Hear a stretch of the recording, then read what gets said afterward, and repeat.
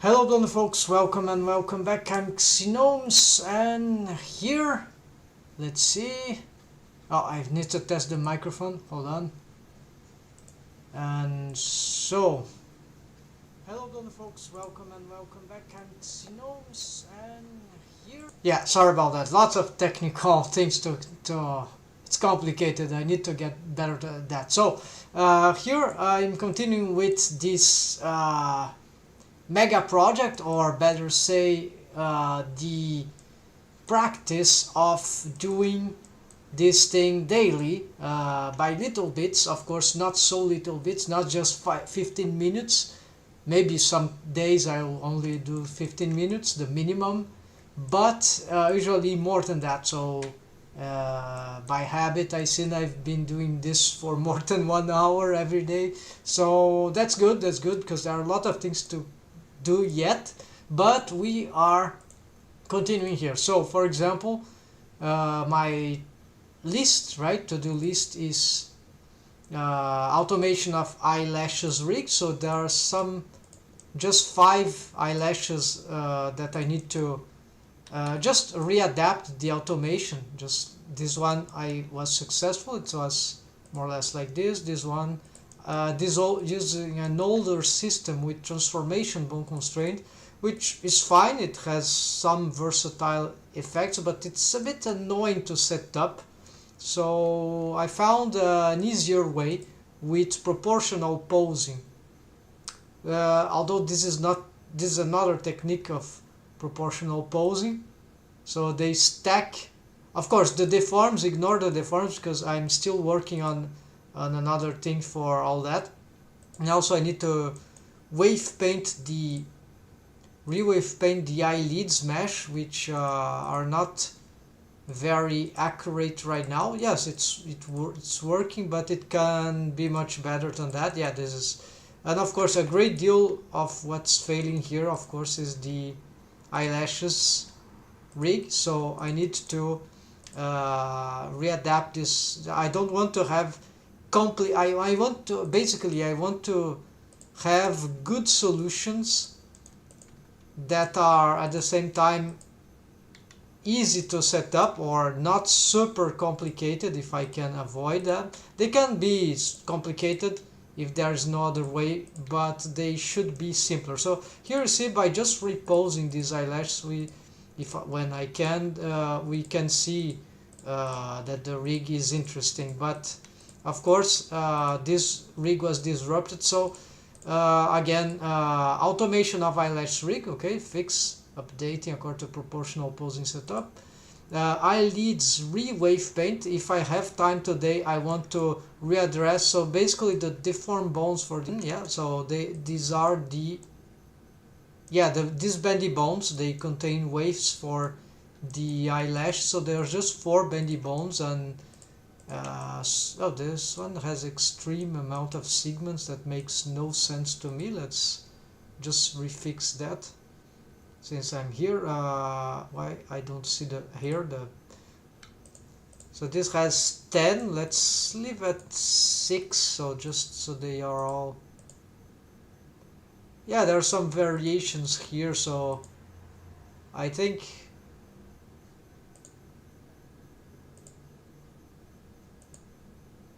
yeah, so maybe more doesn't, yeah, let's give just a generic value for every one of them, so they are all, maybe that will help in the end. So all right, I'm working on a different iteration of the file now, so that will be, yeah, keeping backups. I also date this to the internet just in case, right? Some cloud, right? So let's see, sorry, let me get, so re-wave in the eyelids, and then, yeah, just, it's nearly good, but I think it can be better because I had to do it and it wasn't that perfect, so as it used to be. So maybe, oh yes, maybe also along with that eyelids, yeah, readjust rearrange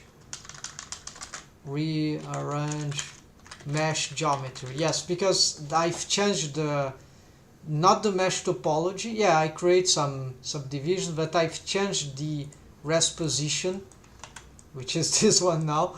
So for a slight experiment I'm doing, I'm gonna make the shape, the character designs base shape of these eyelashes meshes with what I'm calling an anatomic shape key, which is this last thing here, which is actually a method that or a technique, I don't know, maybe a technique that I haven't seen anywhere so far. I've seen some stuff that approximate to that. Of course, we could relate that to corrective shape keys method, but this is not corrective shape keys. This is like a pre or a post. I don't know how to define it, but basically it's an input of shape keys. So it's a morph of the eyelashes of whatever, right? So I used successfully for the lips. So the lips, you see, they are very flat here, geometry very simplified. I can even simplify more than that, whatever. It's very blocky and uninteresting, but it doesn't contain the anatomic shape key. So the purpose of this system, the setup actually, is that the shape key will, out of the anatomic lips, right, the anatomy of the lips as the character design, it will build up, like, imagine geometry nose, like it will build up on the whichever the position of the whichever the deforms of the lip, the shape key will apply. So it's not a one shape key that will be changing its value. It's a shape key like driven by bones or posing. It will be a constant one value, constant maximum value, and unless so it will always be enabled, and it will and the mesh, so that mesh that is morphed, or better, the transforms of the vertices correspondent to these morphs, the anatomic shape key, as we know it about shape keys, they don't interfere with the skinning algorithm calculations of the deforms of the mesh. So the armature deform, right?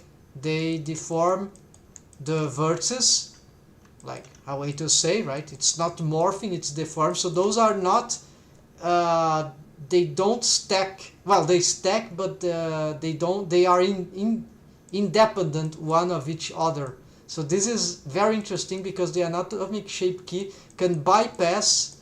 So we can preserve a very simplified mesh geometry, which is good for the skinning algorithms sometimes. So this is why. So, and I thought, well, maybe I saw that working already for the mouth, the lips, and I wanted now to see if that works better for the eyelash. So the rig of the eyelash that I had didn't really suffer too much from crazy. It didn't even require the shape key or whatever, so it was already good, but I think maybe this is even better. So this is why a small experiment here. I'm confident it will work because even this stupid, very simple structure here of mesh for the already is working. If I just push these eyelashes in some way, you see, I can already see that, well, it starts to match the character design on many poses, even though the rig is very incomplete now, but yeah, you see already it kind of starts to work. And here I don't know why this is so, yeah, because of course this is okay. So you see, the reason this is so easy to manipulate is because this automation, the way I've rigged these eyelashes is a special way You see, originally I didn't even have a subdivision here. It was just this one, the edge, and so I was just pushing with wave painting these with the deformed bones, right?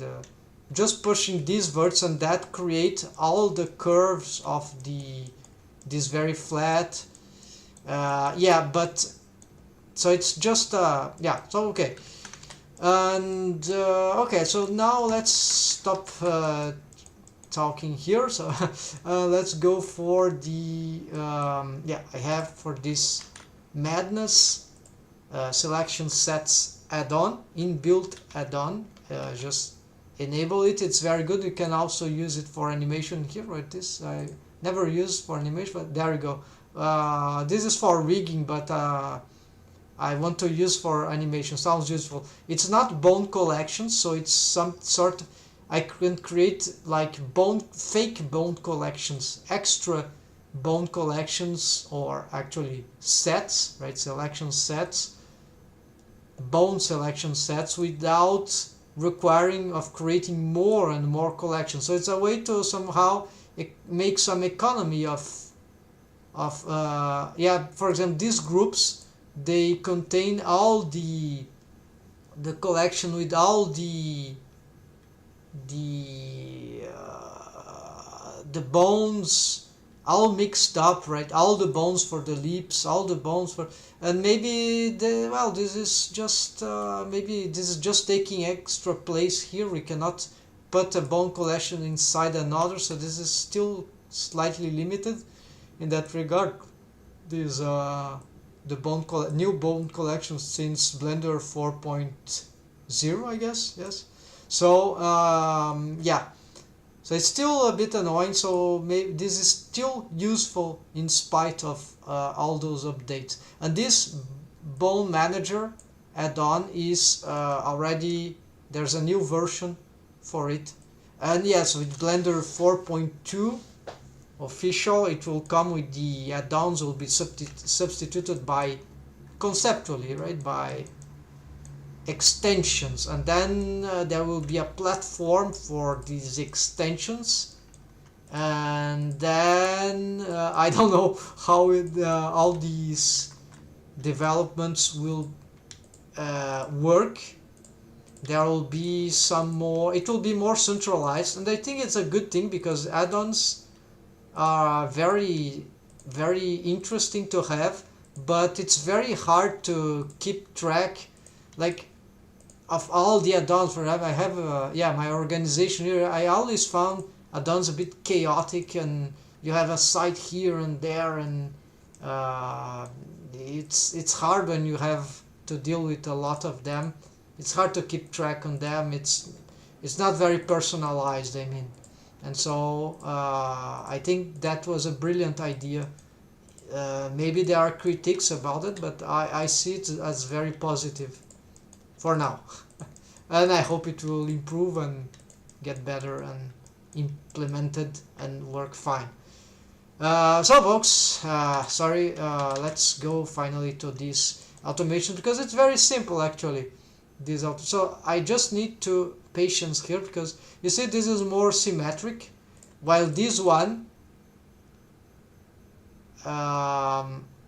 wait, it's not something about symmetry actually, it's, oh, I see, okay. Maybe this setup is indeed symmetric.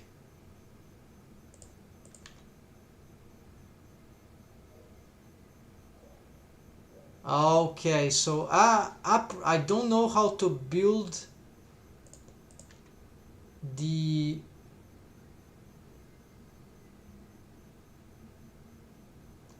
okay, so indeed,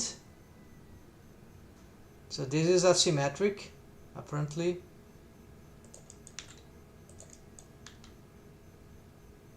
So this is a limitation. I don't know how to rebuild this asymmetry of the transforms with this new system. So this is a slight problem. Maybe I can find some way, but then okay, let's hope the rig can be done that way, because right now I'm in the worst case scenario. I can still rebuild these transformation bond constraints. I can take them back from the other file, because it's complicated. You have to map from, you have to know to calculate a distance, the original distance map from which the control bone is able to move. So from here to here, so you have to plan ahead, so it's complicated. And then after you plan ahead, you need to decide which are the amount to which it would go up and down. And of course this is also a proportional thing in relation. So it's very complicated. So but it's effective, and it's I have a tutorial on that 2 years ago or last year I made. I'm not sure, but look at my tutorials, not live stream, but posted videos on my channel. I have a very long tutorial, but to jump directly for the part where I'm building that more to the end, it's a series where I rig this a previous version of that. So okay, let's get this. So here, if I'm to do that after we symmetrize here, so basically these bones are ready. It's just this one that needs to the 5 of them. So I'm not gonna delete. So this copy location, it can be disrupted. So I just want to see the motion. So it's a tiny motion there that happens. So I just delete that and delete that. Yeah, that is it. Now I cannot check, but no problem. Anyways, I'm gonna redo the rig. So what I need here is to copy, Control C. This is copy attributes add-on. So inbuilt, just add it to yourself, is very good for rigging. I've just learned this year, I believe. So select copy selected constraint, then you can select. I will copy both, but of course here I'm not sure I'm gonna use, so it's a double stack, this one, so just one stacking will be good, but the target is different, right? So that gave me an idea. Okay, so I think I know how I can trick I can make other bones influence. There's a reason why I didn't use copy transforms on the eyelash, but I don't remember. This was last session. I don't remember why it was. Oh yes, because I didn't want this bone to rotate randomly. It's still rotating because but this is okay. Is the parenting, but I didn't want it rotating on some other ways.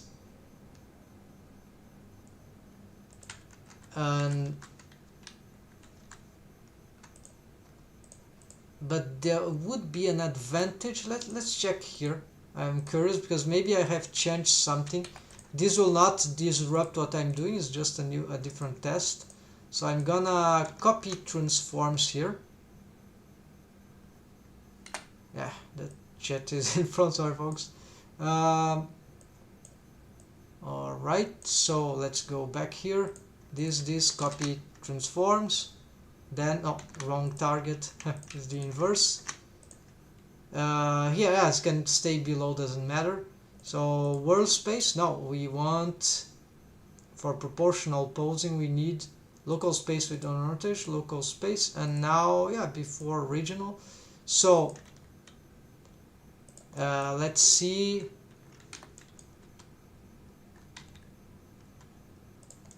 Apparently it keeps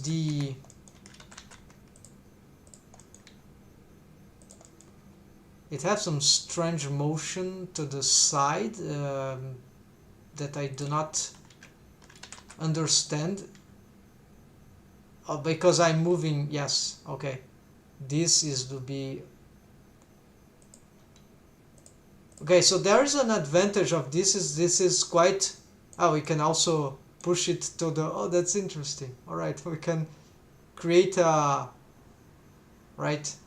And so if I make this bone very long, elongated, I can even... Although it could have another... It could appear with a widget, yeah, custom shape, so it would be maybe not appear too much, be invisible just maybe some point. That would be like so because this is a transform to the deformed bone, which is the eyelash here, I can actually automatically make this pop, but this is useless because there would be already the shape key to do that. So, and this bone is already able to move forward, not back. It is because of some shrink wrap. So this is shrink wrap snap mode outside. So the bone here, the tweak bone, which is a control bone basically, it cannot move inside this eye surfaces ghost. Let me show you. It is no,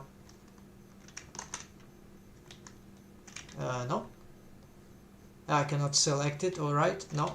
Oh, right. So let's get the chat in front. So here, there we go. So this is required. Otherwise, there will be some shrink wrapping problematics, because there's also shrink wrapping of the eyelids mesh.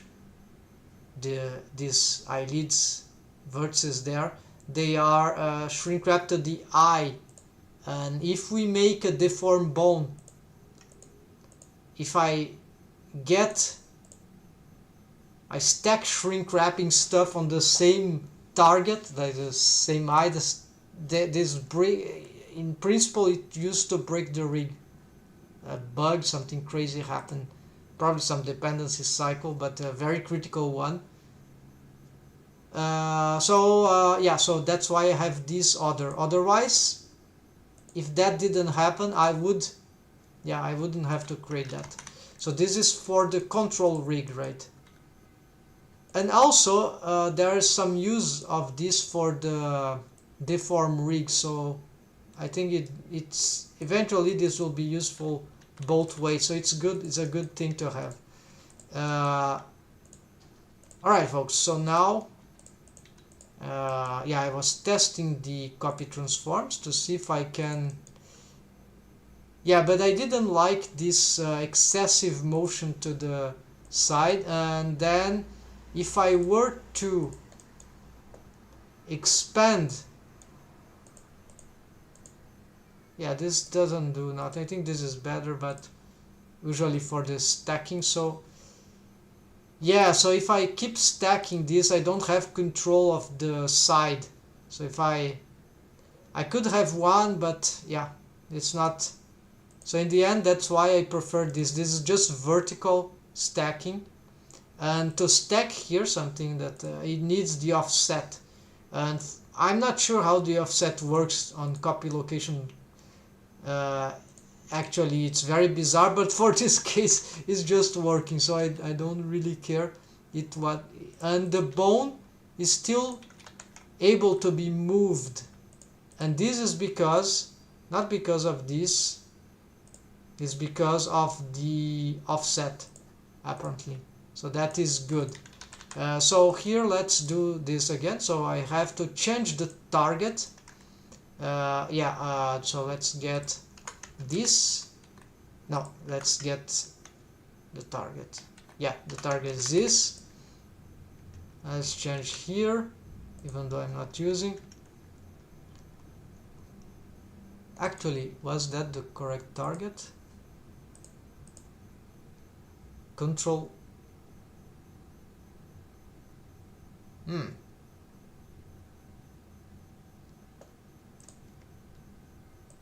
Now I'm curious about something. Why this is pushing the... Strange, because this is not... Oh, there's the parenting. Alright, so there's already a parenting relation which allows this. So I made this parenting relation to make things simple, but it's also in some way it's less versatile. So this is why this is being pushed that way, because of the parenting relation. So maybe this is not great, but what I was doing here,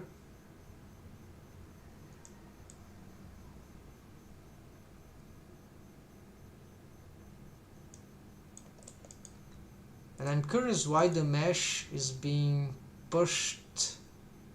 Oh yeah, the eyelash mesh is being pushed all together.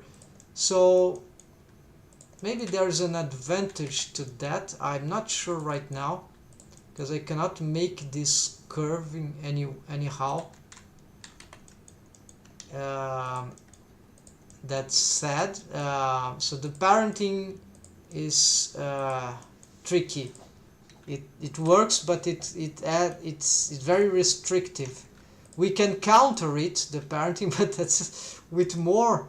But that will start to make things kind of ridiculous, right?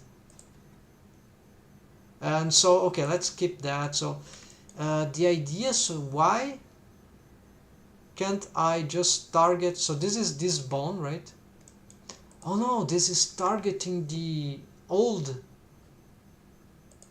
This is a warp bone. This target is old, so I don't need this target. I can get, for example, okay, that target is exactly there, we don't see it. So just to show you what that is, it is on the deform rig, by the way. Now the deform rig of the eye. Yeah, and it is here. So it's this bone here. So these are not the tweak bones, these are these bones. They used to be control bones, but yeah, I moved them directly. But the idea to have tweak bones is that they have a different orientation. So this can be cooler, more organized, but also more complicated to rig. But then, and why these ones? Well, because these ones are actually, because I decided to have the rest position like that. So these are warp bones. So this warps directly to here. So that the rest pose I have currently is this one. So these are warp bones. They are mechanism bones. And the reason why I wanted to have them with the same orientation of, oh, this one is not having, oh, but this because it has a secondary thing. So yeah, this is normal only for these ones. It's an automation system. So this is correct, you see, it rotates, and this is response for the deform bones. I could bring that to here actually, but yeah, no, it doesn't make a difference. I think this is cooler because it works, and I still can manipulate here, right?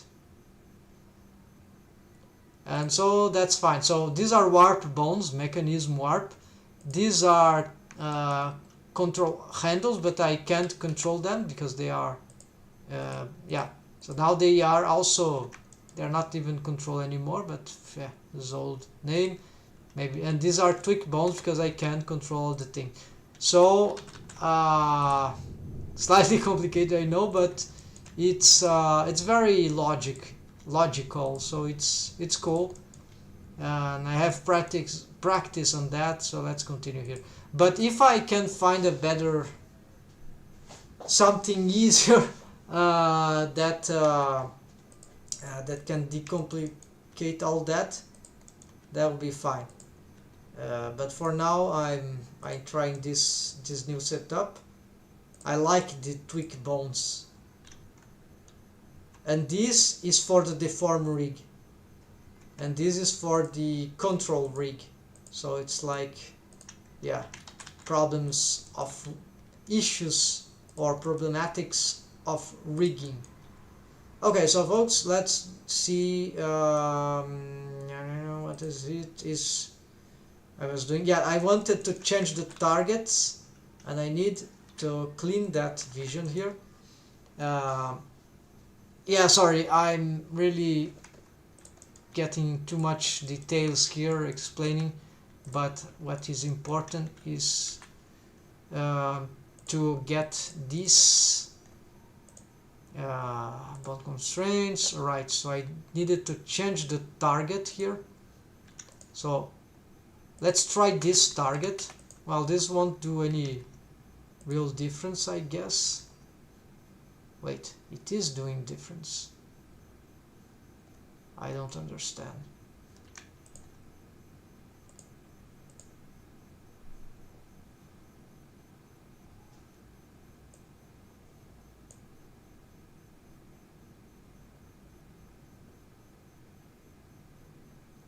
Now I'm confused.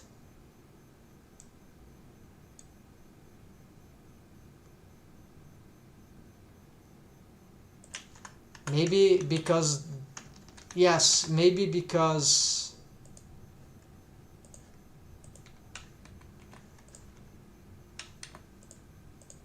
as I move up, okay, the parenting is here, so this is not stacking. Alright, so it needs to be, oh, but it should be stacking. And those names are older, all these numbers there, they are incorrect, so this is not stacking for some reason. Let's try, this will be bad. No, it won't stack the y-axis, so that's fine. Let's change here and here. Alright, back to normal, I guess. Alright, so I just changed the target, so now I think this is more logical, and this is going forward because of the parenting, not because of any... Alright, it does feel like that it's faster moving down, but I think it's just an impression. Yeah, I think it's just an impression. It's symmetrical. So let's do this again. So I have this, and so this will be the target, and here and here. Let's enable, no, not enable this one. Let's see here. So this is fine. And so what I can have is that I can still move this like that. So I can have a much less, so I'm not changing much these values now, because I need to change the rest of the rig, because they are all related stuff, right, folks? So this is why rigging is usually a relative thing. So this, in principle, this shouldn't move very much, so I think that something like that will be fine. I don't care about precise rounded numbers here. It's more about visual thing here. What works better. So here I'm afraid this amount of moving up, yeah, this is shape key, right? This is a shape key. I'm just concerning about moving it forward, the fact that it pushes only this mesh and not like this subdivision don't stay in the middle. I'm just concerned that this might break the mesh at some point, even with the shape keys. So maybe I should break this parenting relation, do something else, but not for now. We'll investigate that later. Next one, let's do again. Okay, we don't need this one. If I need, I just recopy. So let's see how is the older one. So this is very bizarre. I think this is broken. Let's delete, yeah, delete that, and let's make this like similar to that one. So Control C, copy, This is actually what is the, I forgot the shortcut here. Shift Alt C, that I think if it's not by default I've made it. So now it's, wait, oh yeah, just copy one, but actually I prefer this one. No, this one is a simple one, just has got one. So I need to change the target, right? So here, and a cool thing here that I'm gonna try right now. Can I control this stuff with, and this will be very tinier motion because I'm not sure, so let's do like that. Maybe this is too little. Yeah, this should be maybe less. I'm not sure. This is a very tricky one. This is the eyelash here, but bottom eyelash in the inner part is very small, tiny thing. So one cool thing that just want to try out. Let's see. I'm gonna copy this one as it is, so that means that I can influence that with this one, and see they are stacking. So this is proportional posing, folks. So this is very good sometimes. I'm not sure here this will be very smart actually. This is just a test. So copy location can be worked out as proportional stacking, proportional posing as well, just as I showed here. But we need the offset. This offset is very bizarre to use, so don't ask me how this works. I don't know yet. It just happened that for this case it worked. I believe because these bones, the eyelash bones on rest position, they are stacking, they are parented. Here they are stacking that bone joints there in the head, right? Same thing here. And then in this setup, so because of all that, and then you get the copy location like that. They target anything, right? But and local space on orientation, and local space, influence and offset, so you can have this stacking proportional. So you can take motion from anything, in principle, anything that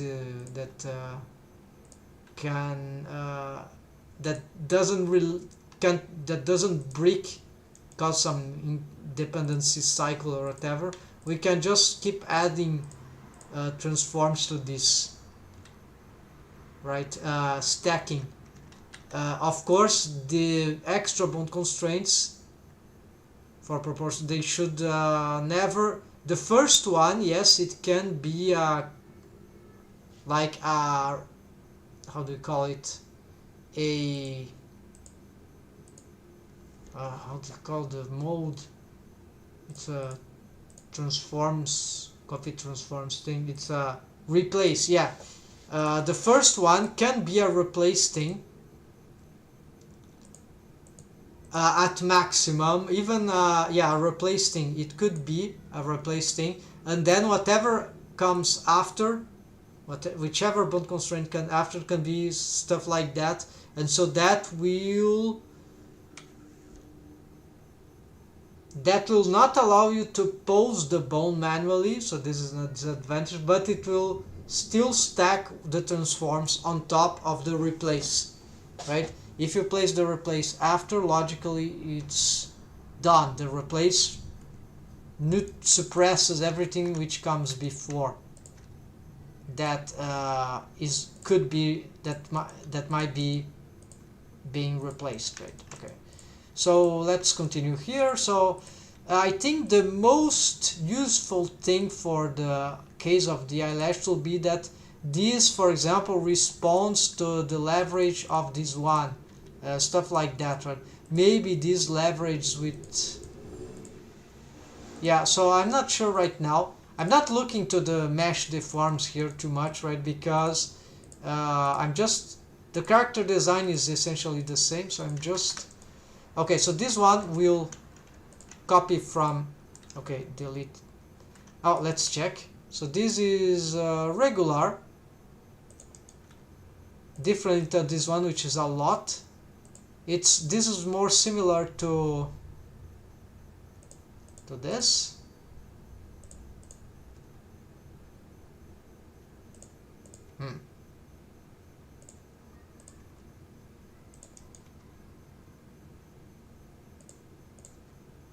Now this is very short, very small motion. The bottom eyelash usually doesn't, yeah, the bottom eyelash, because it's smaller and it's not so good for expressions on this character, is just the top eyelash is much better, but to show expression on this character, but it's cool to have the lower one as well, so that's why it doesn't have too much more. So this is less than, it's more than this one, so I can, it's just one probably, so let's delete that and copy from, yeah, copy from it, Control C, copy. Now this is Shift Alt C, and then we go, but then we need this target here, and let's get here, and now we get it, but I think it's slightly more. Never confused, this is the selection for the control, then we swap that, switch to this selection, and then let's augment this, and there we go.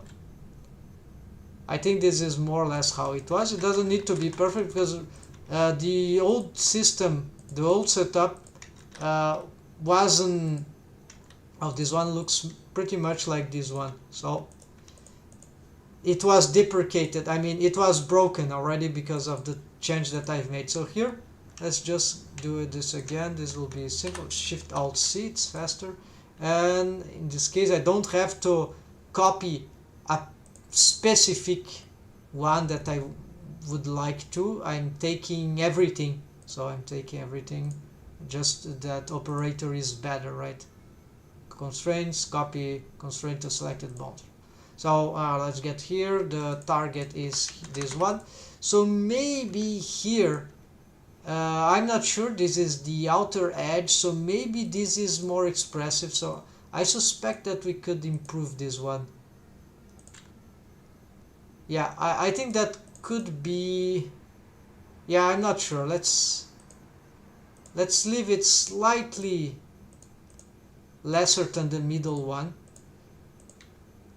The middle ones usually have a stronger import, a more relevant than the others in terms of wave painting, because it carries waves on both, so pushing this up and down, the middle is the king or the queen, right? That's a good thing to, well, is the leading thing, right? But sometimes for this outer one, for example, it might be good to have some more power, right? So let's do this. So here it looks like pretty much, maybe a little more than that.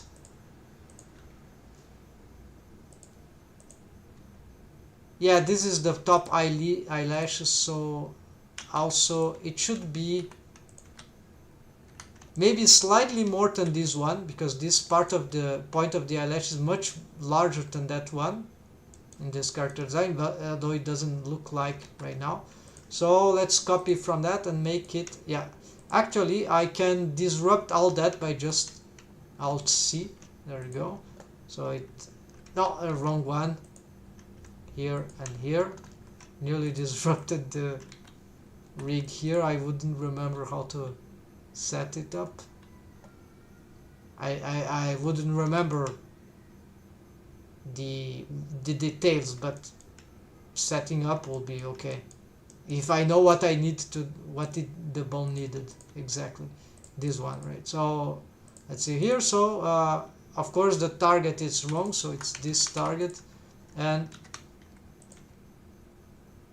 let's improve this. Oh, that's a lot, so let's get even, maybe even more for this one. And for this one it should be interesting, perhaps an X. I could move it to the side so it could have some actually I'm gonna, yeah, so you see the problem, I don't want to move in the positive X so much as the negative X, so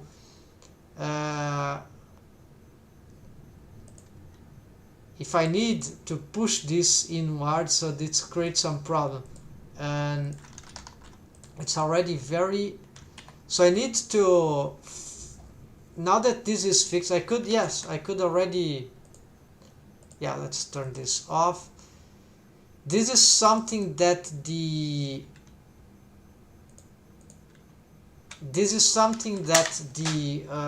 transformation bound constraint is good at. It allows to stack transforms already from the rest pose.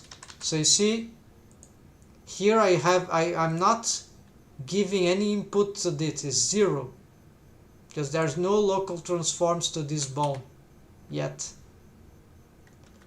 So it needs to move, but the transformation bone constraint by some special settings, min and max, it's complicated, but we can give instant transforms already from the rest position.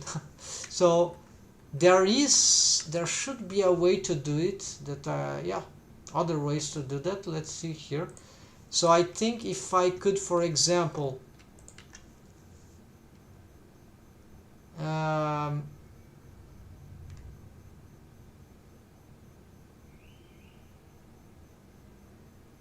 let's see.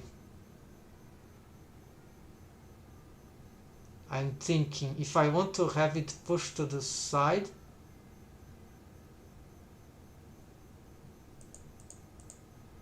limit location.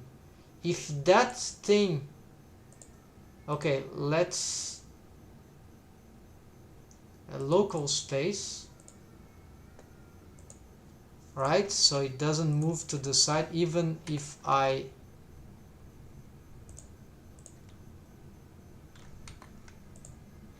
I cannot, yeah, I cannot push it to the side, so that is okay. So limit location on local space, affect transform, I don't remember what this is. Transforms are affected by this constraint as well. Transformed, what are transforms tools? I don't remember. So for me this is usually useless. So what I know is that we can still stack motion here, even, yeah, this is the only thing that I remember about that. So but it's not, I think it's not the case here. So I can so what I want is the minimum, so I can limit this to move to the side. Yeah, this is not exactly what I want, but if I, at least now,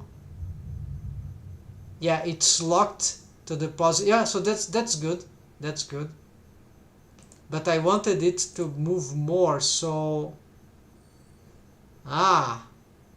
okay, so let's do that and add a, duplicate this one, plus X stacking. Oh, this plus is will be confusing. Stacking.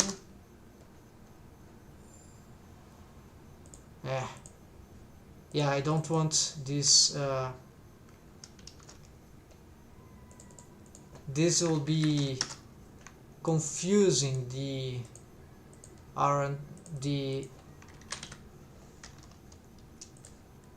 intention, because this will be positive and negative z. It's not additional z's, so my mistake. So here, also here, yeah, so this one will be, yeah, indeed, negative stacking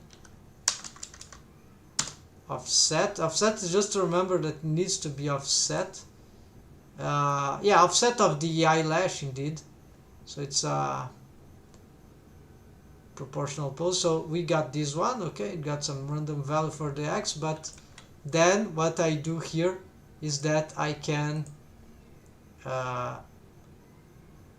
stack, yeah, take this off the z. So here is just, I don't know how much it needs, right? But maybe a lot. So, but whichever I do here, let's do again. Oh, z and negative x stacking. Yeah, actually negative x. No, z, because z is like the, or I could just ignore and make, yeah, could just ignore, just maintain this as z, just z to simplify. So this could be 100 indeed, and this one could be, and the limit location positive z will be, and we don't want a limit location for maximum. No, for, yeah, I don't need this one. So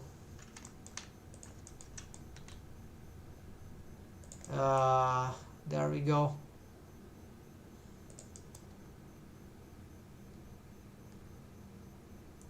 Yeah, maybe even more here. I don't know.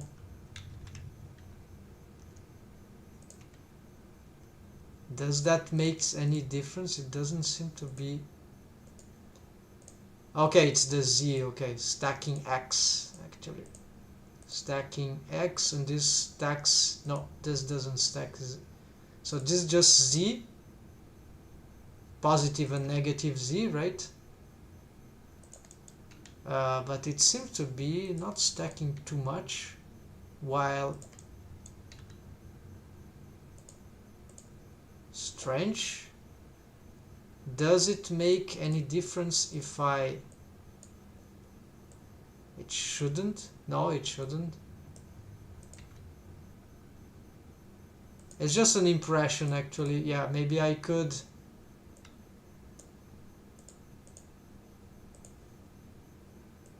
get more here.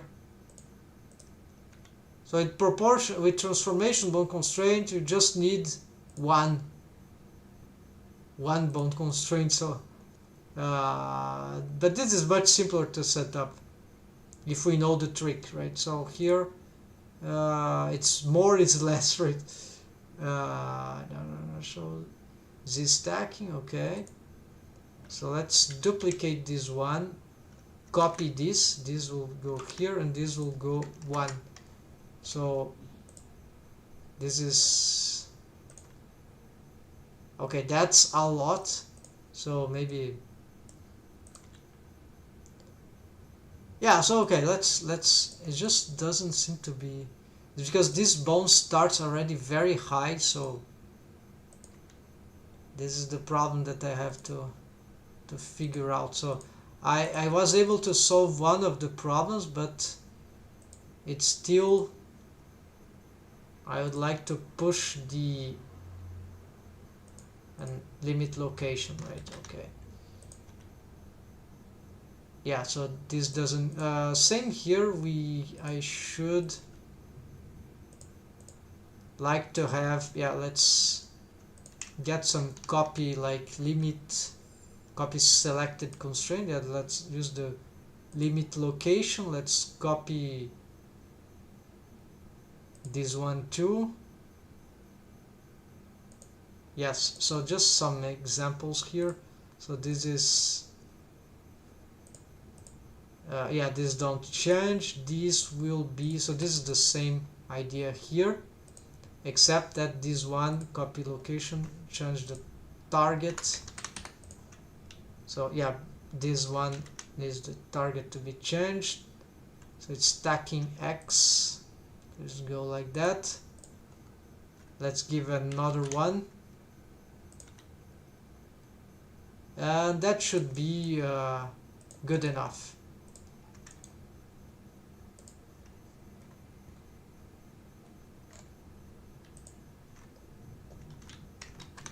Alright, and this 001, yeah, though we leave like that, it should be fine, so it doesn't go inside. For these ones, this new approach, I don't really care though. Well, I should care. It would be cool if I could reproduce this idea there, so but now it's the inverse, so let's get this to copy the limit and this first stacking, and then we get this one to, yeah, actually I'm gonna fix this one, so this will be positive stacking and this will be limit negative. So here what we don't want, I guess, is the opposite here, maximum, and here I want the target to be changed. Let's see. Okay, so very slight motion, that's fine. And here, then now I can Control C, select constraint, and this and this. So now they are already inverted right to the inner side. So I just need to change the target.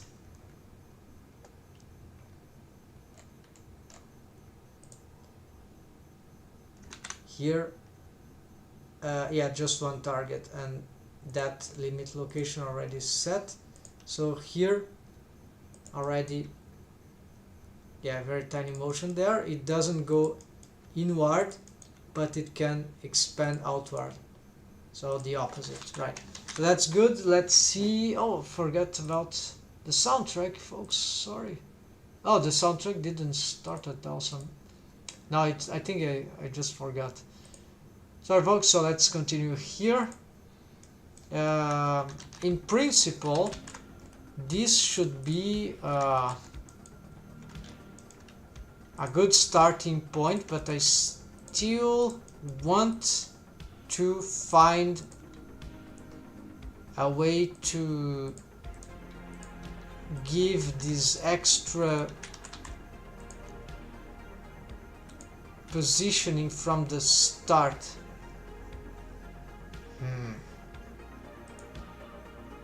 Okay, I'll think just a little. If I don't find, I give up for now. I'll try to research. Okay, so limit distance won't solve. Wait, maybe it can solve. Hold on. No, not limit distance, or limit location. What if I give that the minimum on local space is... Oh, I can. Aha. Alright, found it, folks. So it's limit location. So we can do that. So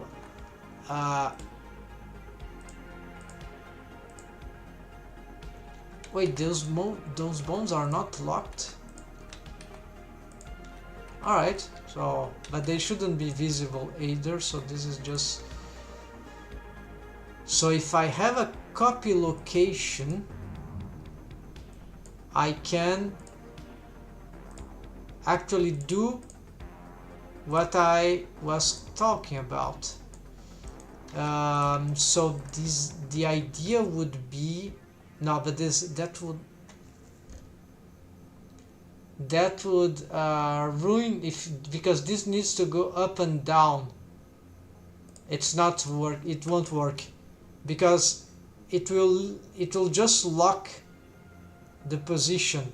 It won't push the bone. For example, I want to push the bone down, I would have to limit location, then let's say I Z maximum, no, minimum Z of 0. Of course, oh yes, I can use both space. Hold on. No, also that, no, sorry, nothing. Okay, so it doesn't go down, but no, I want it to go down, so I just had locked. So it's not, it's interesting, but it's not,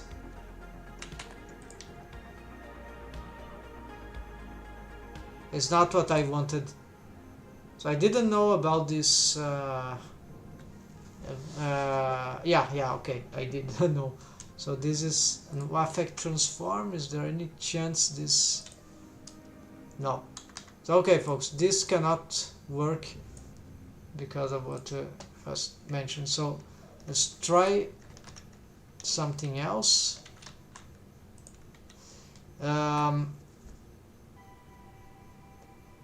It will need a bone that is already, yeah, so the reason why it was interesting for but this is chaos, it's like sort of arbitrary, because there were the deformed bones there that suffered not the deformed bones, the handles of that suffer warping here, so they transformed, and so these would stack here to begin with. So but this is very dangerous, I think. It's not very precise, like somewhat arbitrary. There is a logic, but it's like it's not it doesn't necessarily will correspond to what so I think it's lazy. It will be lazy thing to do. So proportional posing, right? So I don't know anything that is already transforming here.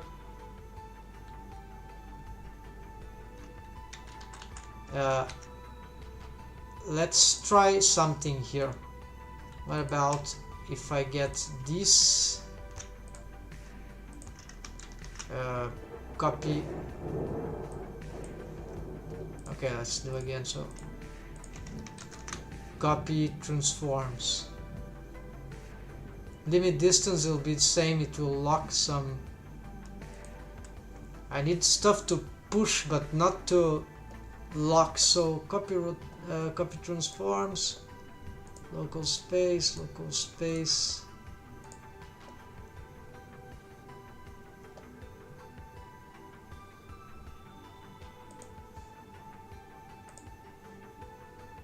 Why do I have this one? I want this one.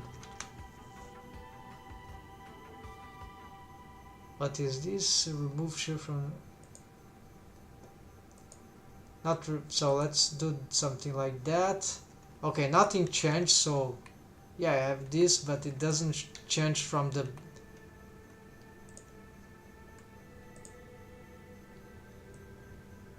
This is the only thing that can sort of.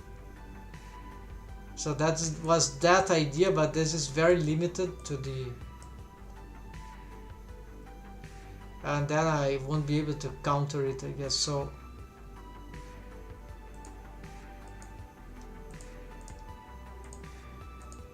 yeah, nothing here will stack with the. So this is a pretty complicated thing actually if we want to to do in Blender. So it's like, well, there is a way that actually let's do a very lazy way. Maybe that works. So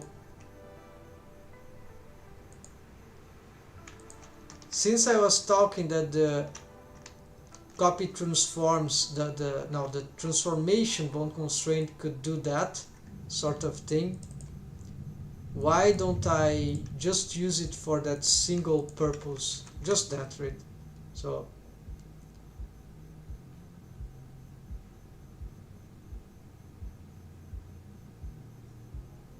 you can't just give add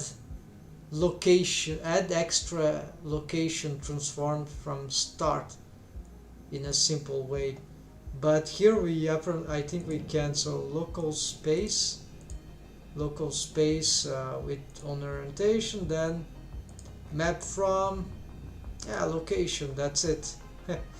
And then map to, let's see if that will make any sense. So Z,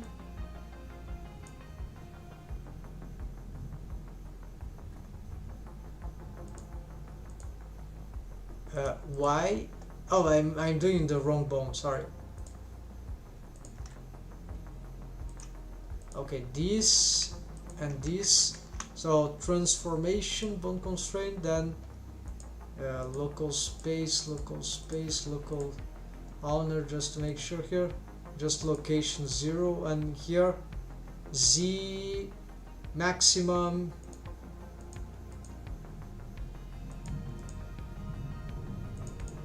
minimum. Oh, okay, so so there you go, you start with the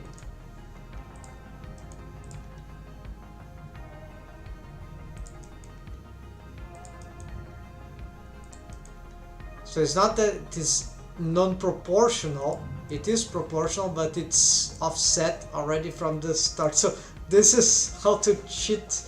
I'll call this transformation the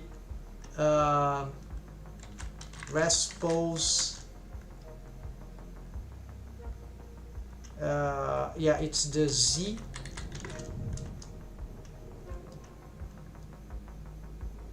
Positive Z respose, yeah.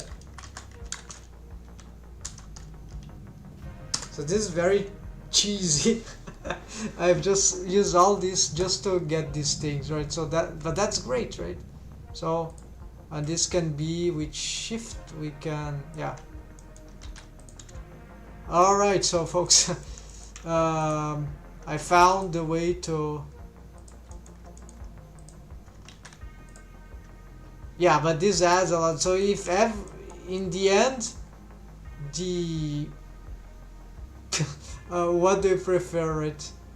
Just one transformation bone constraint that you have to set for, or all these bone constraints with, yeah, so this is not necessarily better, but I like that it's more analyzed, right? So it's a bit,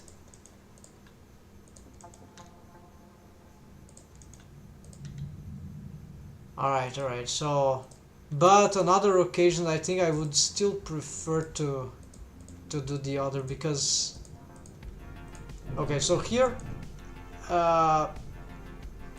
let's add here copy transforms, in, no, it's not copy transform, sorry. Yeah, actually, hold on, just copy selected, just this one, but yeah, this we can leave like that, and I'll add another thing here that would be the, since we are here, the negative minimum. Yes, so here let's do something like that. There we go.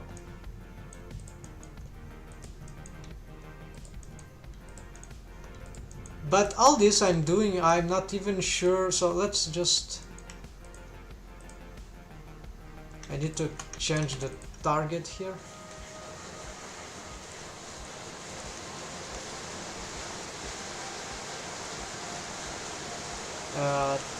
Change target so I don't forget.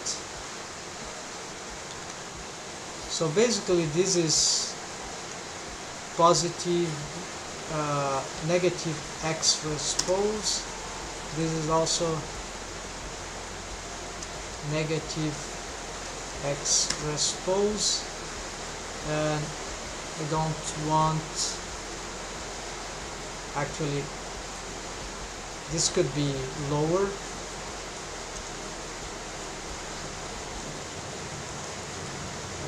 And it's raining here. So yeah, let's give it that amount.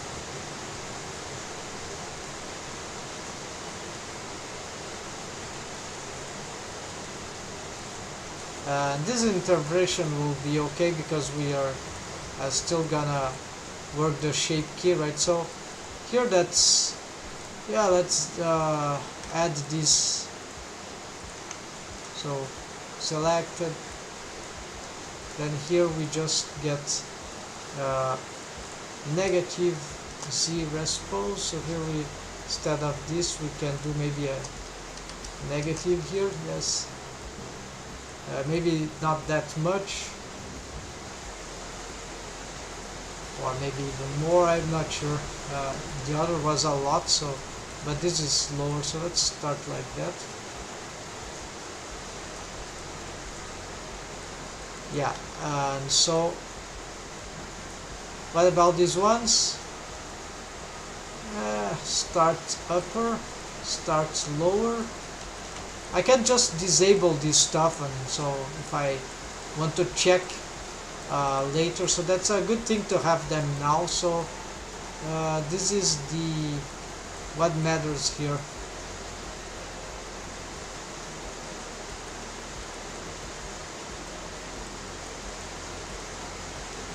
Yeah, I need to conclude, but do I want this use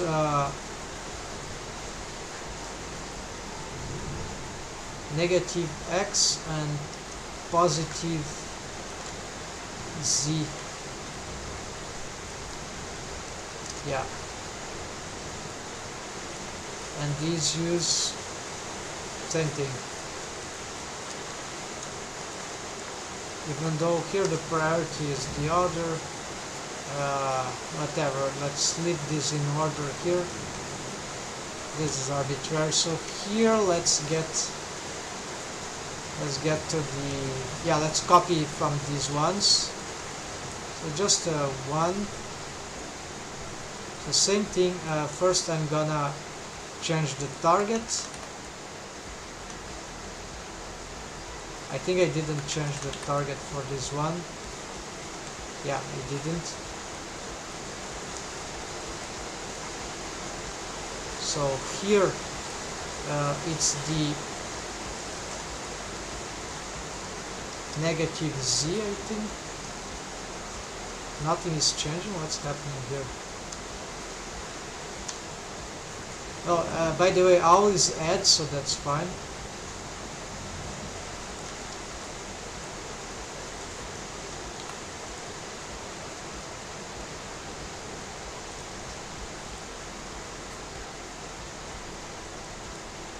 Okay, so this goes, I don't know, positive, but that's too much, so let's just get like a small value there.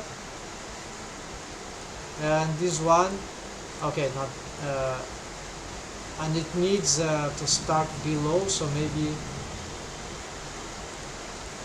there you go, so maybe just something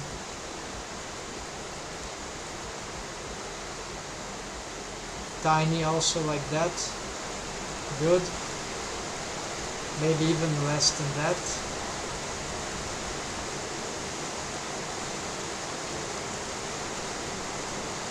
Okay, then I get this one, Control C, copy selected, transform, and of course I forgot this is negative Z and positive X.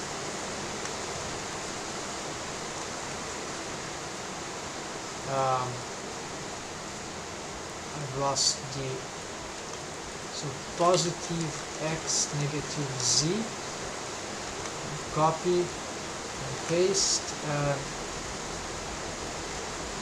There, Control Z that thing, I guess. No, it's working, but it's very slight, so I think that was by default, so let's leave like that.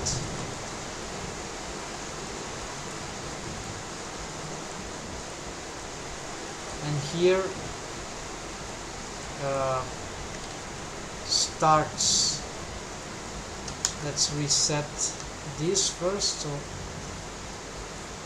yeah, this may be a little more than the other fellow. And for the minimum here, let it be a little up, so something like that should be fine. Maybe a little less. Okay, so you see that it starts to work, and that I have even started to solve the shape key, right? So it's already looking good. This eye thing is starting to really annoy me, so I think this is something I've made about the subdivision. Optimal display.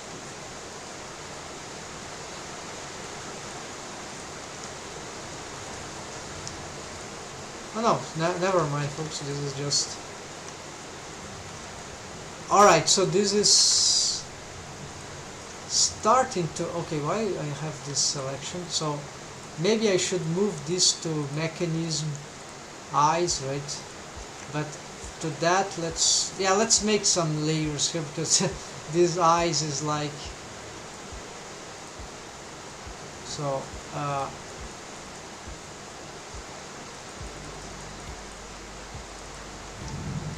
mechanism eyes.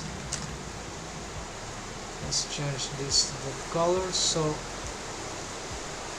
Shift G color,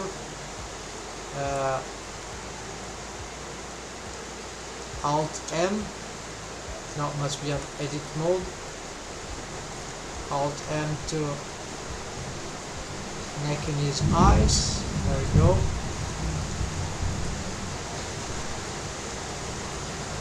Also, let's get these mechanisms, Shift M to all the mechanism. Alright, so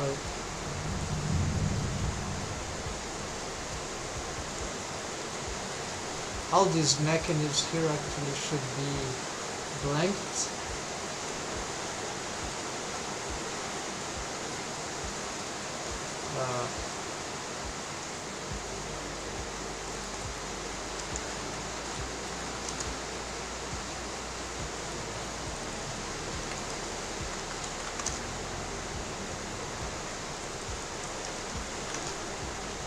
Yeah, I'm not sure about this organization. As I mentioned, maybe this could be on selection sets. Maybe that will create some confusion, right, folks? So I'm not sure. Still assessing these tools, the collections, bone collections, right?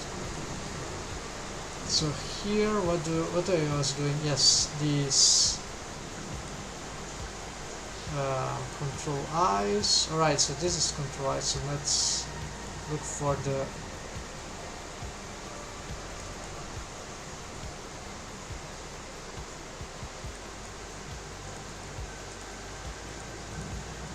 let's leave it like that.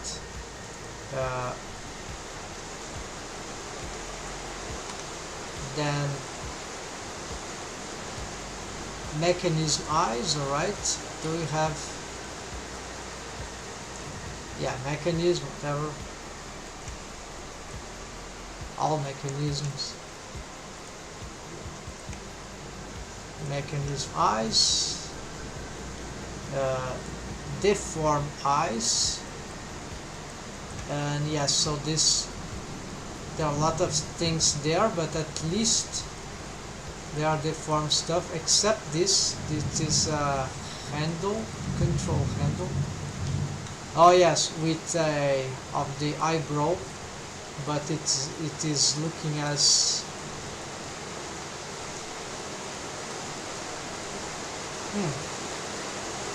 they are set as controls. It is not good, because this should be part of the... Okay, so let's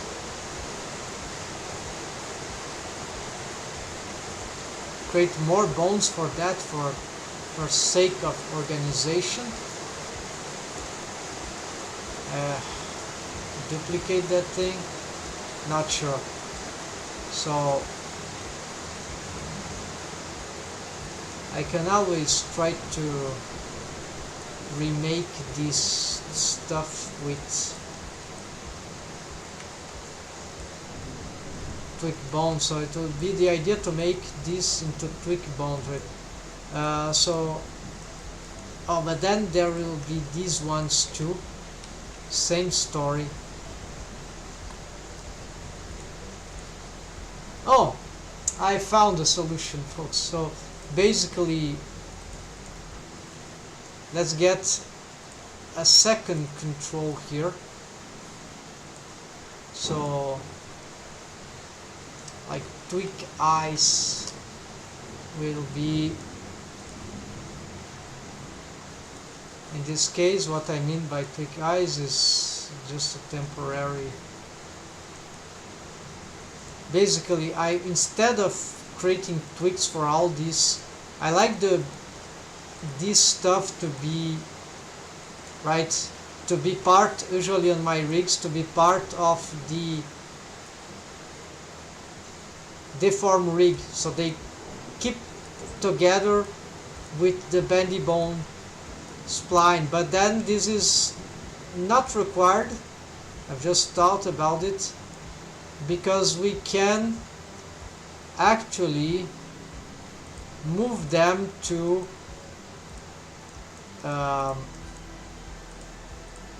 we can have their linked, sort of linked with Shift M. I'll just add them to the control eyes, so they will still appear as before. They still be lookable there on the deform eyes, but they will also be here. Yeah, so I never thought of using this. First time ever I'm using this, so this is a good thing to be aware of. And so yeah, these are controlled by this main thing also, and there is another thing that would be part of the eyes rig, so let's get back there.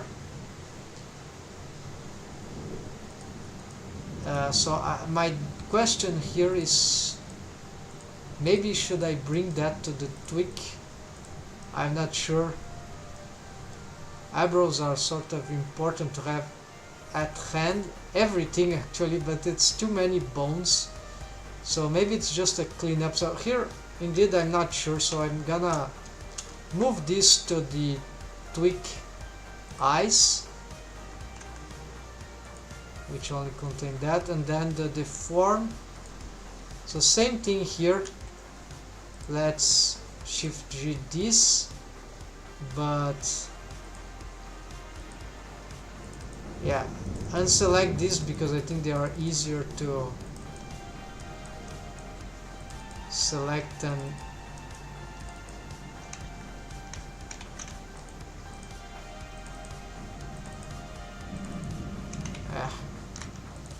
so yes, I want these ones, so Shift M, which is I don't know what this is. Yeah, or whatever. Shift M will duplicate, like link them to other bone collections. So it's not exactly linking, right? It's different. Not creating new objects. I'm just. So where's the thing? So twig eyes there. So if I Shift M again, you see there's a negative here and the negative, so they are present in both, at least from this active, right? But it's more than it. So this is actually annoying because there are too much deformed stuff here going on. But whatever, that is true. So if only I could change the...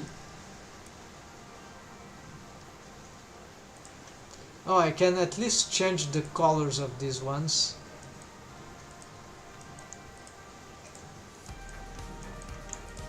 I seldom do that, but that will be helpful since they will share the same layer. Okay, so since this is here, let's do that, right? Secondary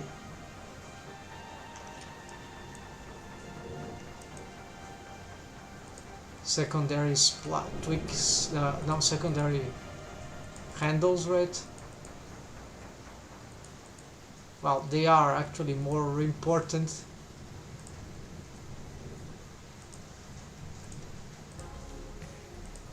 And so yes, folks, we are restoring the world.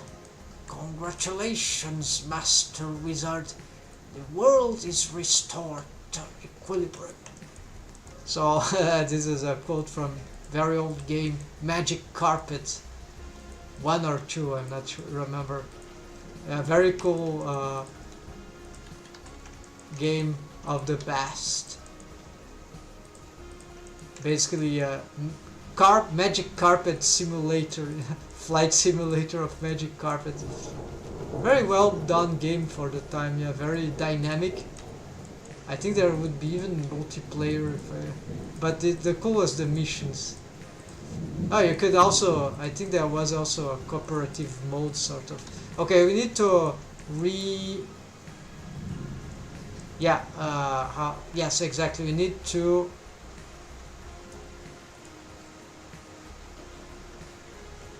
symmetrize all that we've got here. Also forgot, yeah, how do I handle this? Okay, so these have one color, these ones,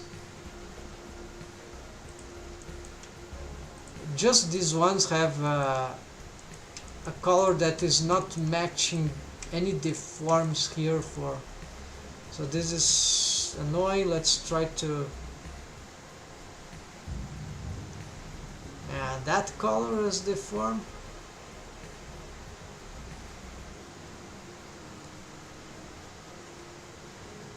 Yeah, that's it.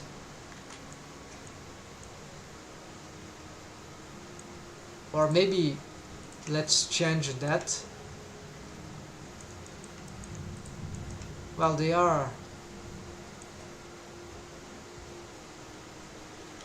yeah, I'm giving these, so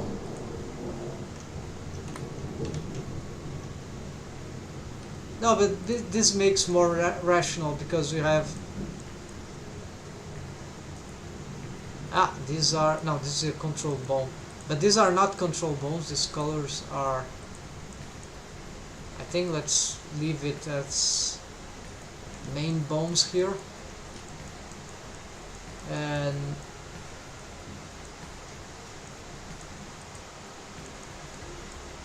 let's see, yes, okay, this is good. So as I pick all that, let's do all from here. I hope this doesn't break anything. So symmetrize, and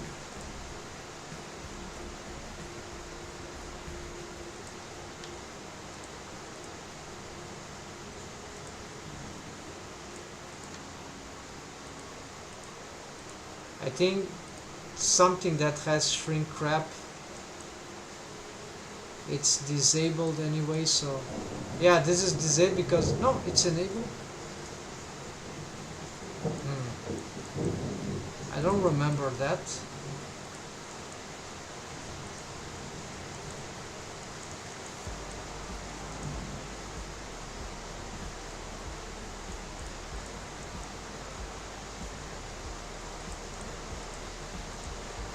There are some stuff here that are needed to clean up. Oh, I see. This shrink wrap is to avoid the... Yeah, I'm not using this aligned to normal, so this is not a problem. Maybe it wouldn't be in this case anyways. So this is just to avoid that I pose this inside, so inside the,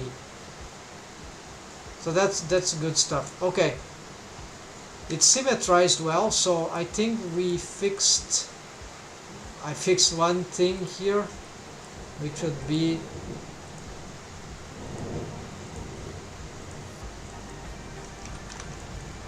very important.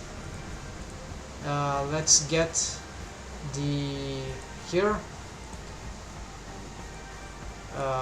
Okay, this automation of eyelashes, yes, that is sort of done, but I need more to that, and today it will be that May.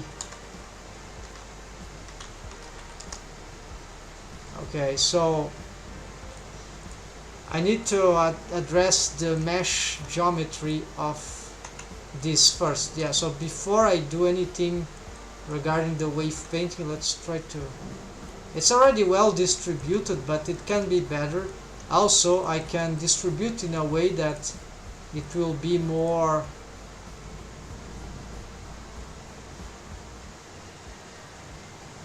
Yeah, this position has trouble.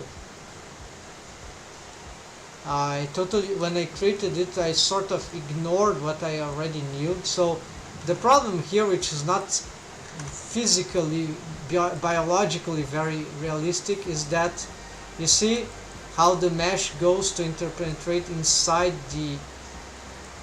It doesn't... Yes, we don't see it, right?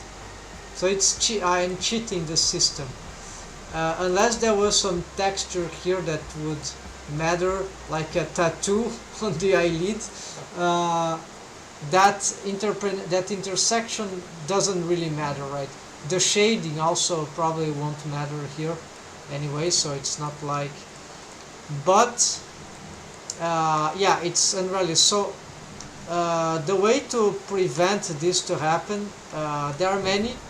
Of course, first is not having the eyelashes on the eyelids in this rest position, but closer to the top. The closest they are to the corners, right, to the outer corners, to the to the borders of the eye holes, right? The closer they are in the rest position, the more perfect is to be this rest position near this edge ring, because of course it's the rest position, so it's the perfect is as it is, no deforms to start with, so no, the skinning algorithm is not affected. Oh, hello, welcome back, Sakigaki Machizawa. So many to-do lists I see right there. Yes, welcome back. Hope you're doing fine in your Blender creations. So here, yes, it's actually the list ends here. This is already done stuff from past, so but it's going fast actually, so this is a good point, but it's a bit doubting. Of course, certain things here these things in red maybe I'm not gonna do anyways, and so it will take time, but not so long. I think I can, in this week, I think I still can reach this spot. Then maybe 1 week for all these clothes should be fine. Then some technical things, this can be faster if I don't waste too much time on details. These will take some time, and that will involve some research on drivers. I know to do this with action bond constraints already. This about diagonal happens with corrective shape keys, the same problem. So I suspect people were telling, other riggers that I know were telling that it is possible with drivers on, so I want to address it. There are very specific problems too. So it's like 1, 2, 3, 4 mouth rigging, 5 just a small, not small, but 5 six, yeah, about six topics. Six topics. That's not a lot of stuff to complete, and maybe something else that I'm forgetting here. So it's a big, sort of moderately big list, but I think I'm confident it will be safe to conclude it in a matter of, if I'm lucky, in less than 1 month. It's not about of luck, I think it's about of how I manage time, right? So let's say maybe I need make to-do list like you thought. My personal project feels like forever to complete. Yes, is it a CG 3D project? Yes, probably. What kind of project it is? The to-do list, by the way, is just a technique, right? A managerial technique. Yeah, consistency, everything. Even just 10 or 15 minutes. Yeah, and it took me years to figure this out. But even so, what I did, that you can read in the description, right? Maybe you did already, of the video of this series of live stream, right? The Forge, right? Is that okay? The person to establish to oneself that minimum task per day. Yeah, but life is complex, sometimes you have other things to do. So I figured out something very important, so I'm just gonna share it. So first is that yes, doing little by little is how to find motivation to do that. So that is the great deal. But because there are days where, well, today I can't do it, right? But those days can be lots of days, right? Depending on the circumstance. So what I found for myself, as I fixed other stuff in my life gradually, was to do live streaming. So this live streaming confronted me with this very subjective, right? So it worked for me. Gave me an extra inspiration, like an educational inspiration, because in some sense I'm re-educating myself. This idea of artistic ethics, of being consistent, and at the same time using this as an example for educational purpose for everyone that might get. It's not about people watching the streams, it's about having this compromise with the public. Like you go to the enterprise, to the company, work, or to school, or you have to be there. I need to be present, right? So it's like this relational feeling, interaction with people. Even if people don't come, well, even if no one goes to the company, well, I'm there. So it's a way to me to signify to myself that I'm doing my job. So even if I'm working from home, so this is very difficult sometimes, the artist to work on his or her own behalf, especially when doing bigger or ambitious projects. Creation is like very, very complex, right? So this is the thing that I decided to share by doing this live stream, and I'm progressing like I didn't do for a while right now. Last year I was doing great progress, but it didn't last. I was using another strategy, and now I think I've made some revision. But yeah, so it's good. Sometimes person has to, the artist, right, has to find its own way to make it work, right? So there's not a formula that would work for everyone. So I'm not saying that this will work for you, for example, if you ever wanted to attempt something like that. So here I'm just testing those, how good or bad, but these are ideas, right? Ideas that might worth sharing. So this is how I think that can be useful in one or another way, but it won't solve everything. More likely every artist needs to find what works for himself or herself, right? So it's complex. Personal project is different from commission. Yes, I feel it too. Sometimes commission. If you get the commission, if I get it, it's much more engaging, right? Because you're getting paid or not. But yeah, there is this. You're doing this directly with someone, so there's this idea of I need to. It's a boost of motivation, at least for, I think, for many people, right? I feel it too. Sometimes I stream or record while working on projects and upload it on my channel so I can review and improve it on next projects. Ah, that's interesting.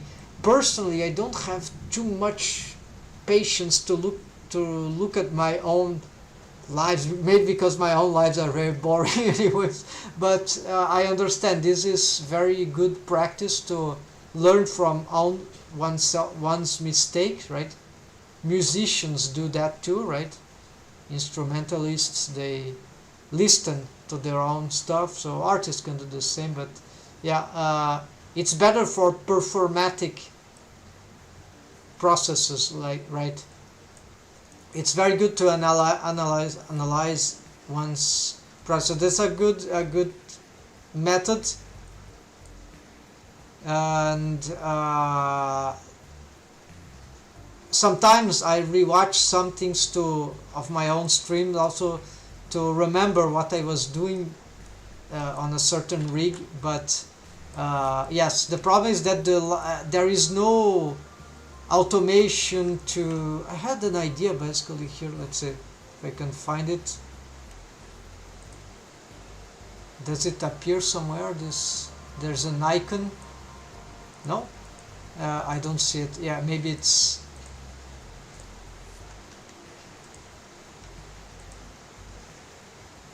Hold on. I think maybe I should re-implement this idea. Don't seem to work. Yeah, I have some. Yeah, never mind. Sorry. I had a OBS Studio to make appear a star, like in the corner of the video. So if I was rewatching, that would be sort of time stamped. So sorry about this. Didn't found. Then so the only problem, the main problem I see with streaming, like the basis of project making. So this is a contradiction that I'm still working on, still trying to understand better. It's like, of course, maybe not, well, not of course, but it might not. There are so many things to do for a project that it might be a bit complicated to rely for production, inspiration, motivation, just to rely on the live streaming, right? No, the artist must work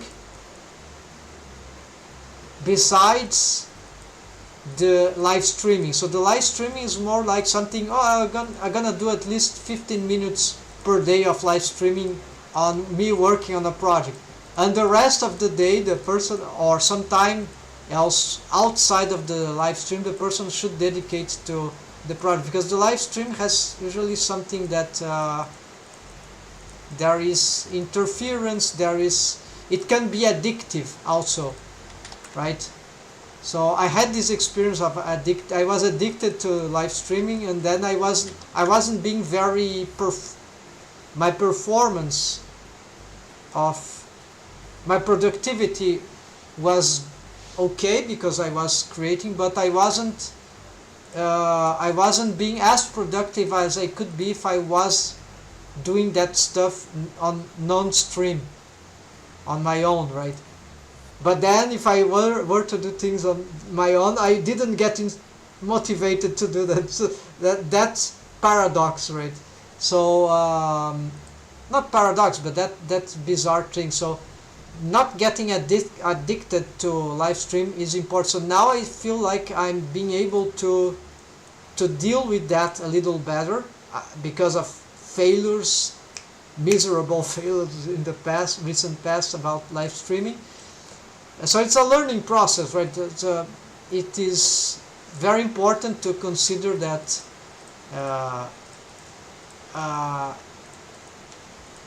sometimes we need to tweak some stuff, right, in order to find what works for ourselves. So maybe if I had someone teaching me about live stream or observing what I'm doing, if I had more friends to talk about these problems and solutions, maybe they would have handled me better solutions, or maybe there will be some dialogue in that sense, discussions that could help a lot, actually accelerate and gain time. But yeah, I got the idea, I guess. So okay, eyelids relief paint, so let's see here. Sorry if I was talking too much about that, but it's a very interesting topic, I think.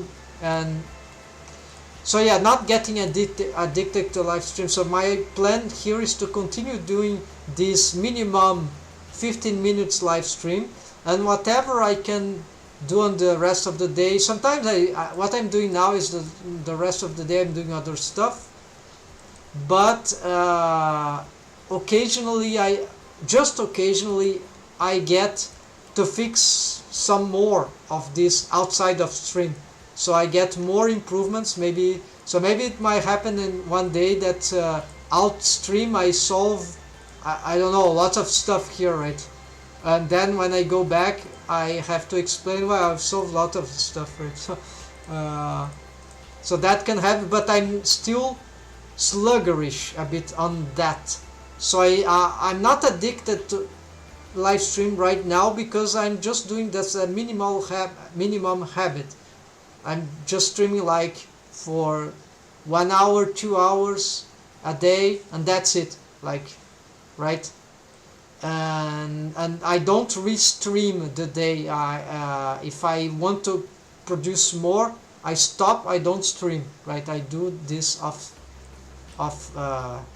stream, right? But I think this is still incorrect. I need to perhaps do these streams smaller and be more productive on the project without relying. At least I'm maintaining the primordial goal here, which is to maintain consistency on that meta on that goal of at least 15 minutes per day of production, right? Yep, that feels different. It's just triggers for me when I have no motivation to work on my personal project. I think you're talking about here of the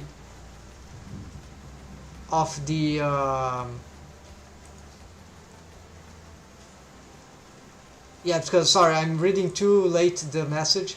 It's just trigger for me. Yes, the live stream stuff, right?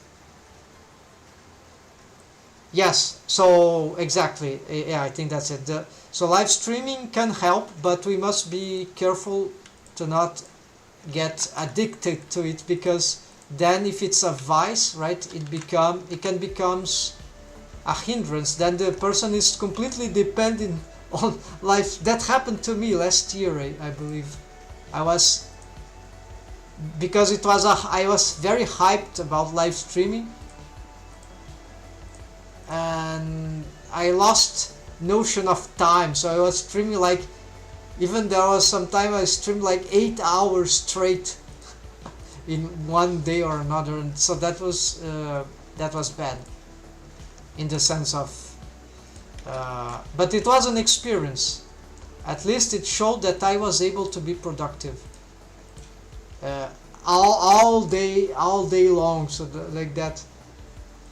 Okay, so to solve this I'll have to have the tweak here, because that will help the posing here. So I need to move this like that. I want to have access to all. I'll deform this very crazily, so I'll see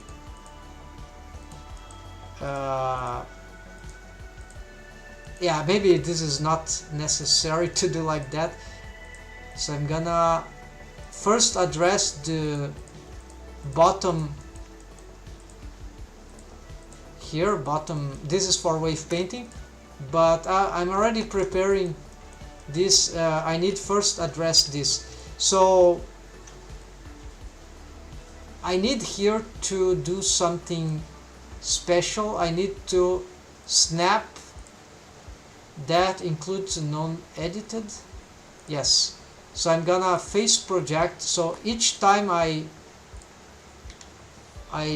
click on these vertices, they will be snapping to this eye surface on, so that this is not necessary, but this is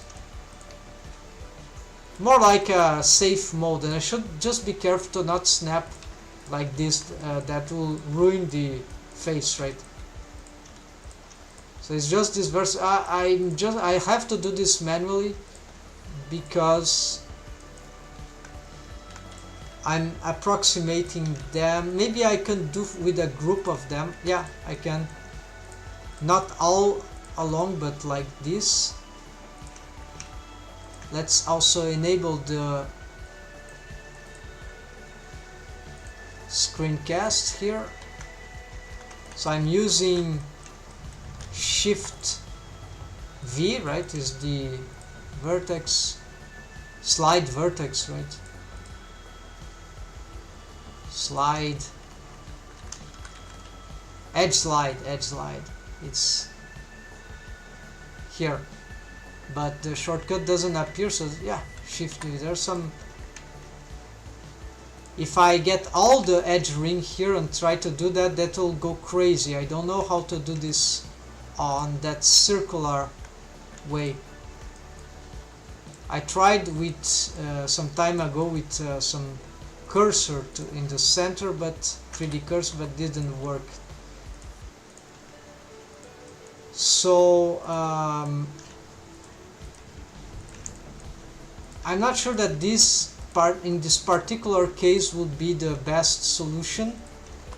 Maybe this is even bad, but I need to wave paint this with much lower waves than these ones. So this is a thing to remember. Now I think I can pick those ones. So the more, so this will be some proportional thing. The more they are close to the borders, let's hide the armature and let's get this. Yeah, this is much better. Yeah, get some mistake here. This was particularly better when this rest position was of the eyelids, right? The eye contour, which is here currently the eye contour. The inner borders of the eyelids, right? This was good when this was on a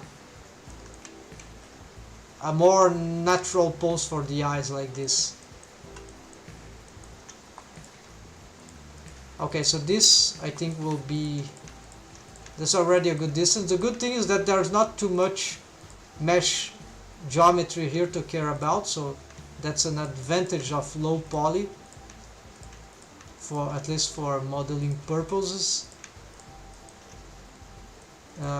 Here this is normal sometimes because this is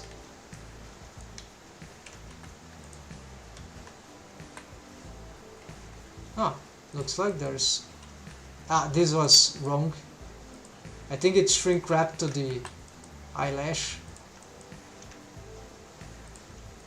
accidentally. So here, yeah, this part is a bit more tricky to get the stuff proportional. I think this is good enough. Then so I've hidden the face from behind so I can't snap accidentally on it. Yeah, so first that, okay, that's fine. Then here, yes, this one I can also snap because they are the corners, they are snapped indeed. This push to the corner. Here I don't have the right proportions.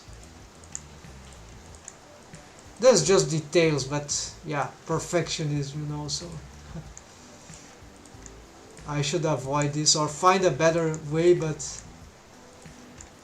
this is more intuitive. Just sometimes you can maybe just get this, yeah, this is faster.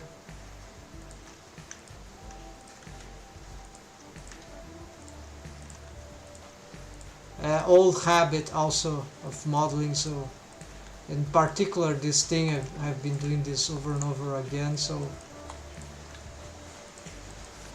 alright.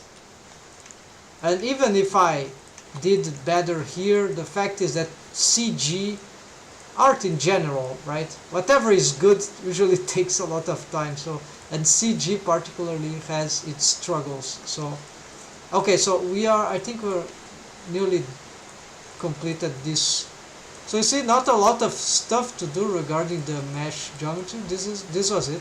So if I wanted to select here material on faces, if I hide these eyelashes,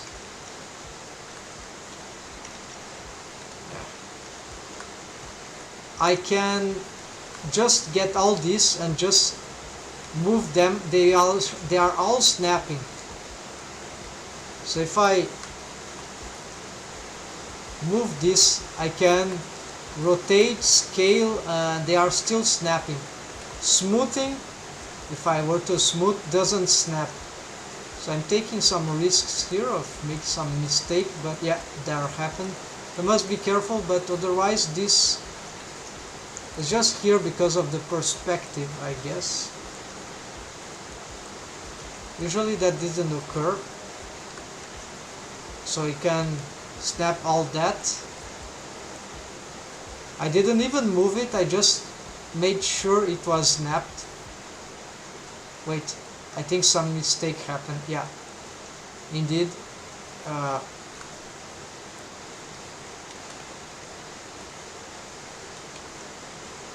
If I'm not unsure if something is not snapped, I can do that. Alright. And of course I can snap by groups, because this topology here, so I smooth and I move and I snap. It's snapping, affecting, move, rotate, scale. So it's snapping everything. So now let's see if that improved anything about the okay, the problem is that, yeah, let's check here, because there's a mirror modifier turned on, so let's reset this. No, this is already reset. Okay, let's see if that improved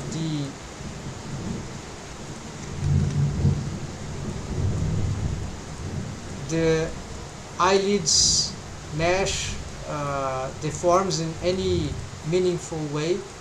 I think it got some improvement indeed. Of course the eyelash won't help in this perception. I should mask it.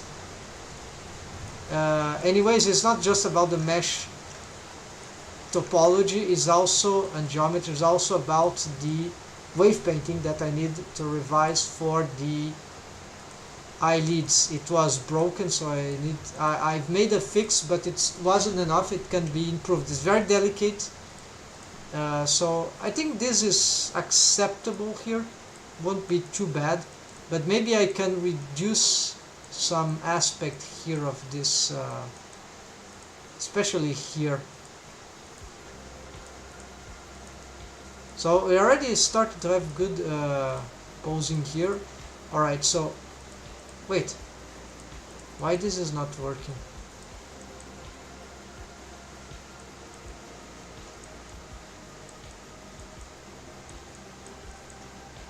One, two, 3, 4, 5, 6. This is 1, 2, 3, 4, 5. This is an extra bone that is completely useless, I guess. So yeah, I'll lose that, but okay, whatever.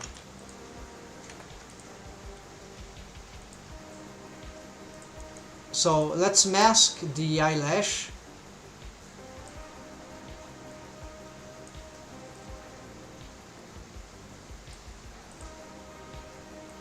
On the modifier for the face, all the eyelashes. So now I can test the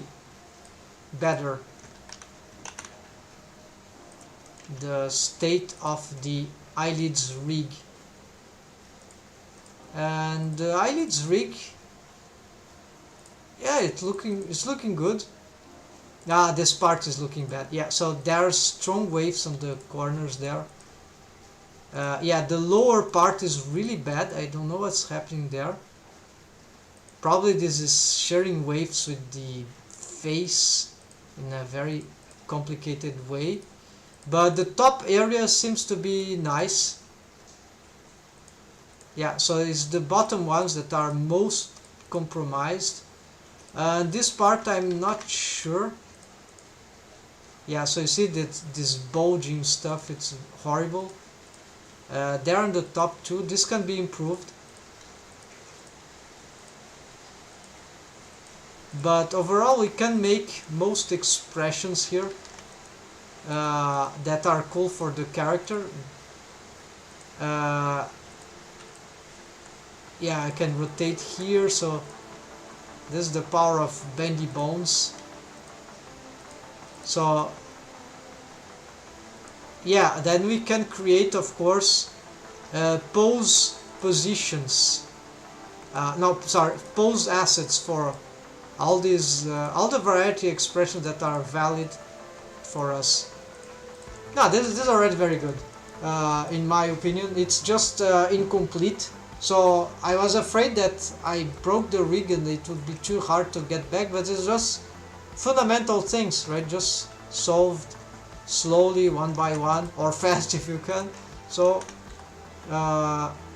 wave painting, right? So let's reshape here.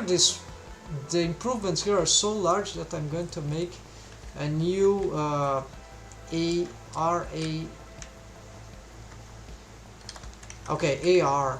whatever. No, let's maintain the logic here. AS. So we did here from the list already the arrange geometry before this.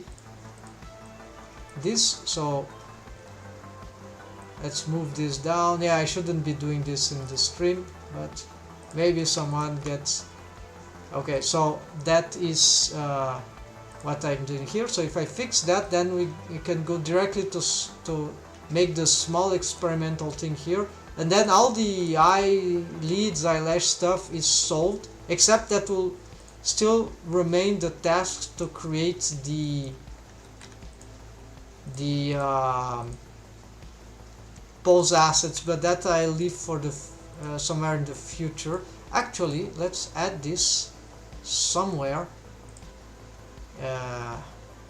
Maybe after I complete the whole face rig. Yeah, so let's add here like a new topic. So yeah, face assets in general, that will be nice.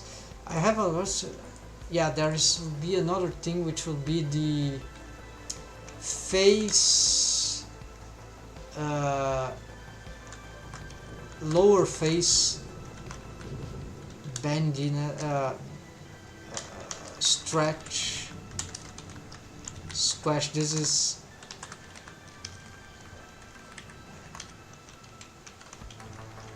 is something that maybe my rig doesn't have right now. So face, stretch and squash, lattice or bendy bone. So here, this is a question I forgot. And then there would be, yeah, this is very late stuff, but camera keys.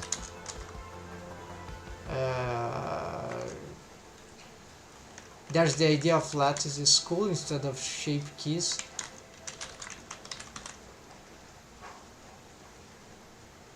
Oh no, but this is a delicate matter, so it's better. It's not. Yeah, no, it's still questionable. So this character design. So what this is about is you seen that Japanese long movie Bella. There are some people that talked about it, animation, this one. So there is the camera case, but unfortunately I think, yeah, since I'm here, so maybe let's find it. Camera keys, automorph prototype. So there's this Blender topic here where I have a prototype that someone as I was posting something, some progress years ago, right, a couple of, maybe 1 or 2 years ago, hold on, someone decided to explain some improvements. So it was a very interesting proposition. I'll try to find it. Where's the post? Someone talked about camera keys, and then showed, now this is the beginning, maybe it's slower.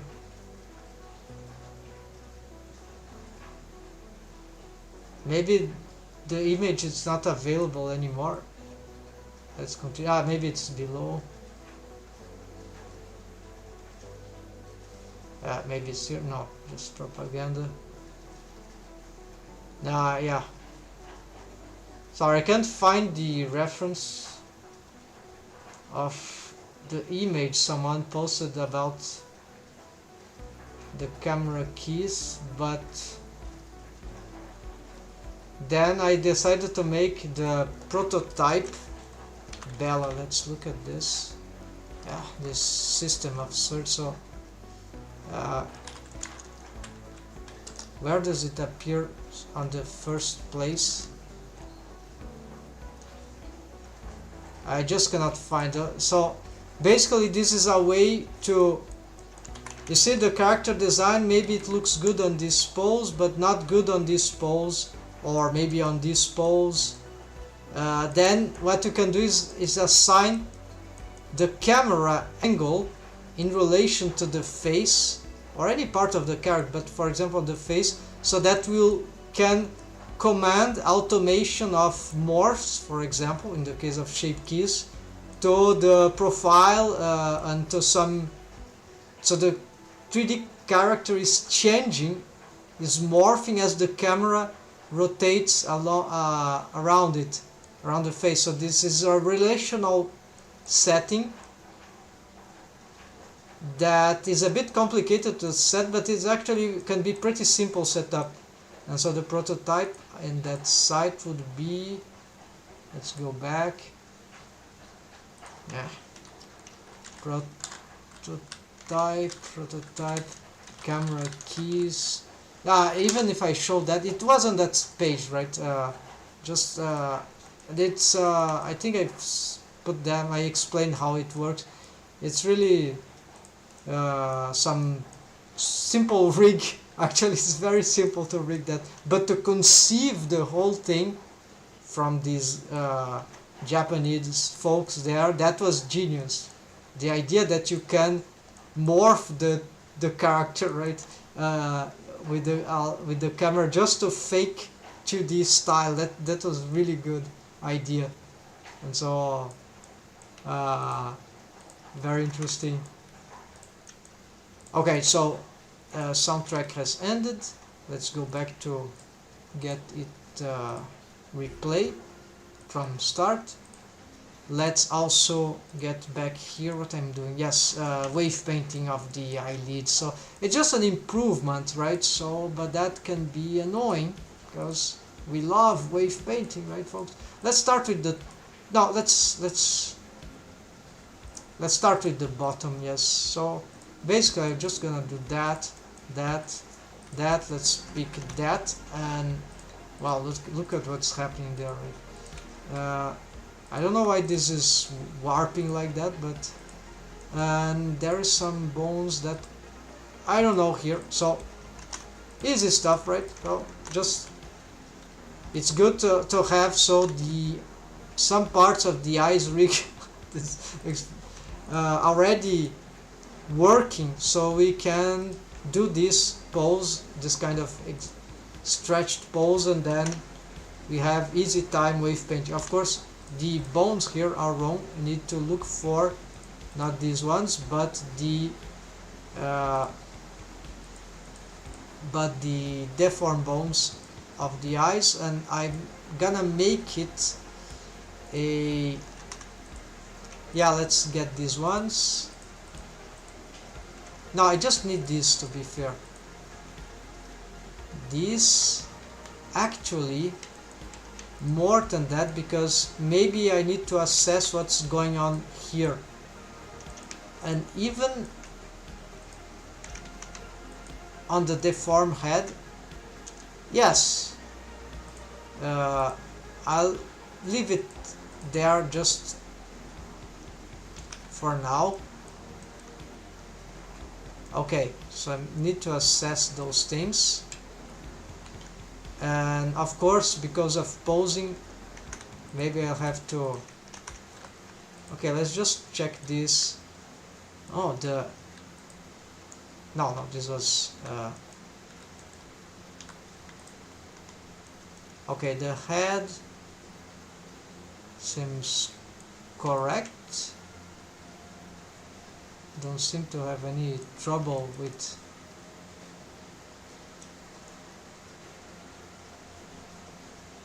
alright, so let's hide this head, doesn't need that, so let's start wave painting that. Oh no, not enough, I need to have a selection. So fortunately I have the vertex, hide vertex groups, managerial vertex groups for the eyelids bot.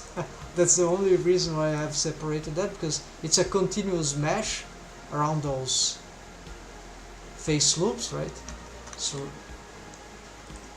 it's this bone.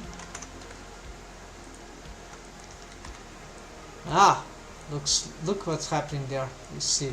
So as I get here, you see there's some wrong expansion there. It shouldn't be affecting too much, so, but it sounds wrong. So also I need to simplify this. I don't want the subdivision surface here.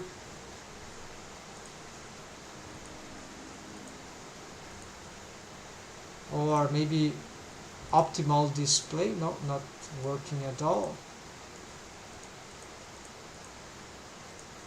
So yeah, just disable that. Maybe this is not the best to see the final results, but it's better for wave painting sometimes. And since I have a theoretical idea of what I need to do, then that should be okay. So here, yes, these corners,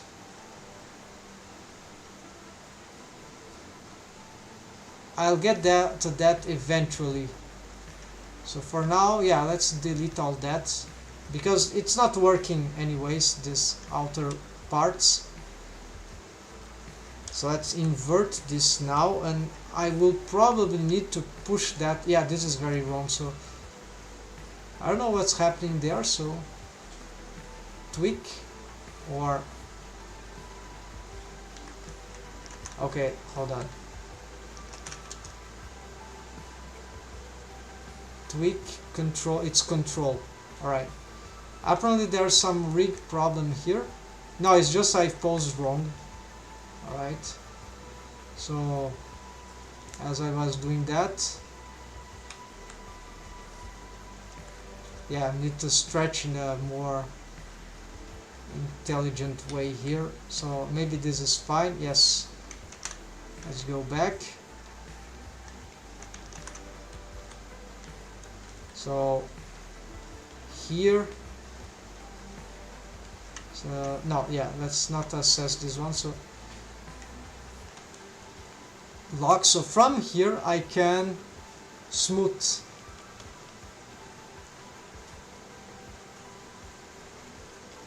yeah, so I'm smooth that a lot.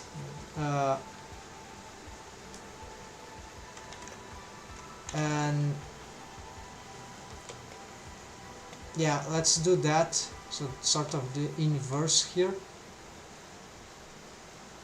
since that is helping. So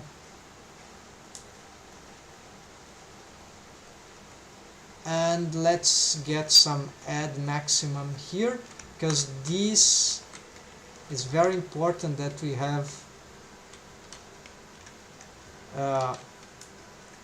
here some sort of maximum influence, because it's the corner. Then here we can share some waves, and then yeah, and then we can perhaps smooth here and start to blur all that. Here I must take care just not ruining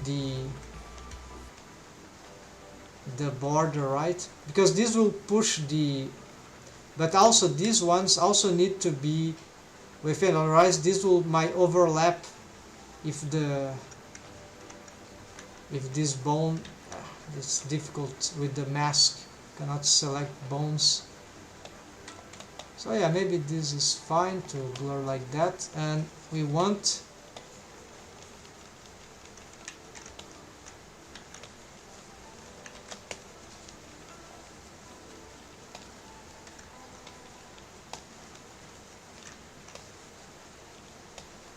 okay, so I'm not sure this will be great, but I've already made this wave painting of these eyelids wave painting problem. I already have, this is good for mix, I guess. So here we get something like that. Now maybe a little more. Try to bring these waves there. And here, because the mix is very precise. And here, I don't know, maybe this. And then, yeah, some blurring like that. No, this is not blurring, sorry. So now, let's try to now I don't like that. Well, but this is the, yeah, okay, let's accept that. It's just very small waves there, so that shouldn't matter. And here, indeed, I need to blur this as much as possible. This should be fine. And yes. Okay. Let's test now. Now it's still okay. Of course, this is happening because of probably influence of other stuff. Yeah, these are strong influence on this border, so this is what's happening there. It's not natural to this to happen. So this is, it's not so much about a bad eyelids wave painting, is more about this wave paint. So I could use auto normalize here, but now that will be too complicated. There's too much interacting things. So I think I'm just gonna try to check this, how is going these ones.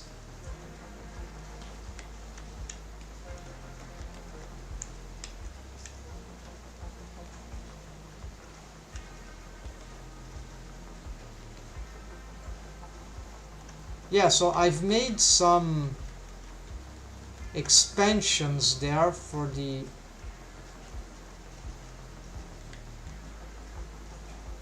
yeah, and this is not particularly a bad idea. That's why I have it. So maybe I should remake it. So basically I'm just gonna pick that. I just want to make sure which. Okay, so it's this one. is this, it's hard to,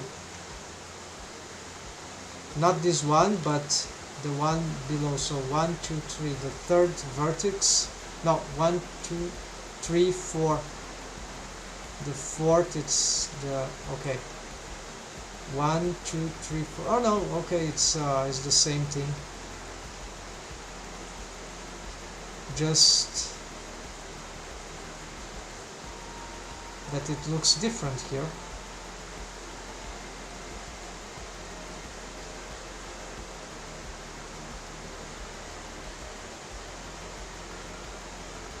Yes, something is odd here. Oh, because it's 3, 1 2 1 2 3. Oh no, it's because here there's 1 2 3 1 2. Okay, now it's here there's just 2 vertices and here there are 3. Okay, wrong counting. So indeed, let's expand on 1. That's very simple. Just, should I be doing that? No, just this. This won't really, I think, won't make any difference. Maybe some very subtle thing, but at least we got it organized. So here, that's right. So I'm gonna, since those are very low waves, and in principle these waves look okay, and I figured out the problem was perhaps these ones, let's address the wave painting for those, yeah. So I'm gonna reset here. No, I'm gonna reset the pose. I'm gonna, yeah, again starting to work on the lower ones. Yeah, so I'll try to work on here. There might be other bones on the face that I don't remember that might be affecting, but well, I can check here. Let's check. So something like this. Let's see, item, vertex waves. This doesn't count. Corrected. No, this doesn't count. Then we have death head. Okay, this is fine. Fanny pelvis. Oh no, this is, yeah, this is ridiculous. I should use, yeah, wave. I'm gonna note here. Auto, no, easy waves, right? I need to install to clean up all that. So here, deafen eyes.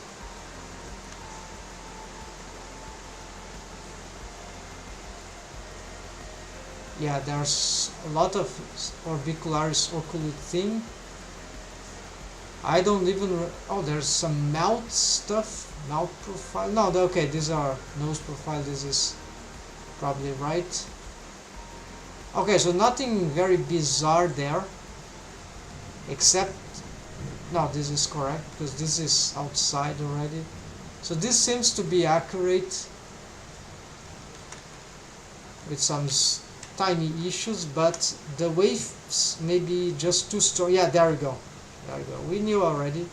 So now I need to,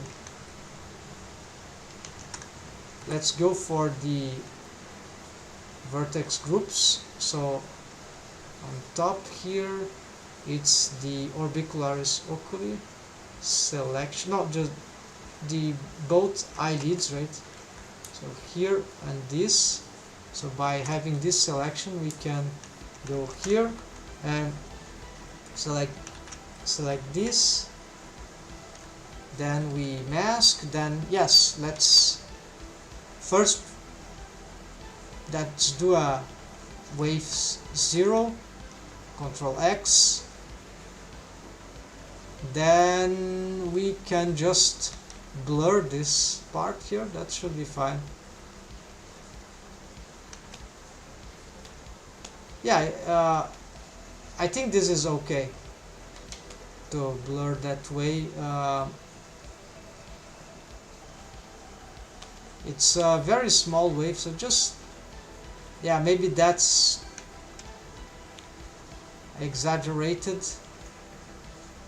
But if I expand here, maybe I can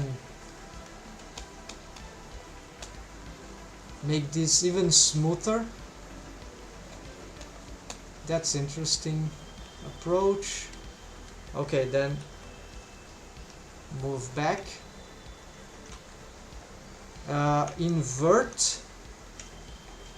This sounds very incorrect.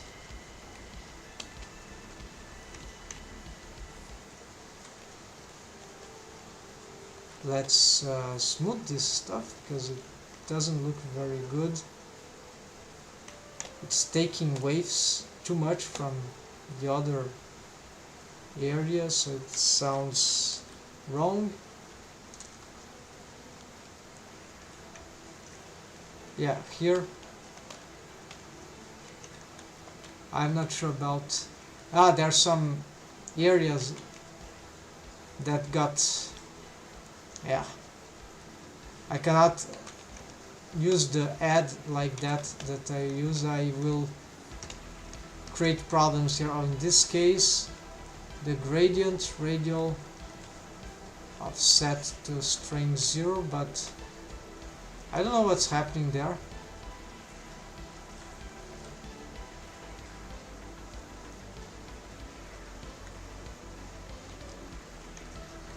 Yeah, I have to ruin the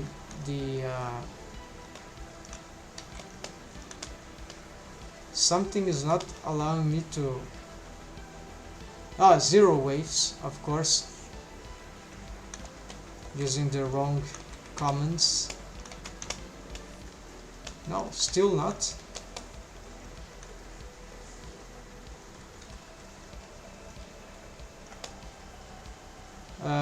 Looks like it bugged, or it's just some vertices there are not accessible.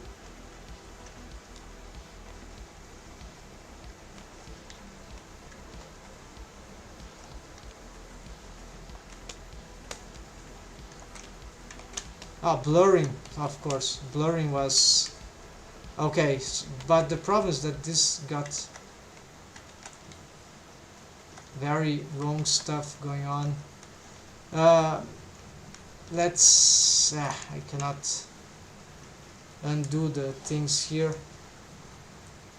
I will need to create these as a. Now what's happening? Okay, some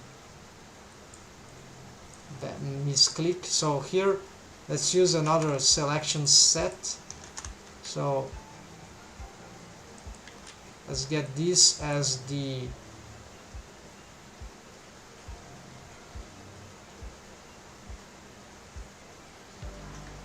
or just the tweak here. They are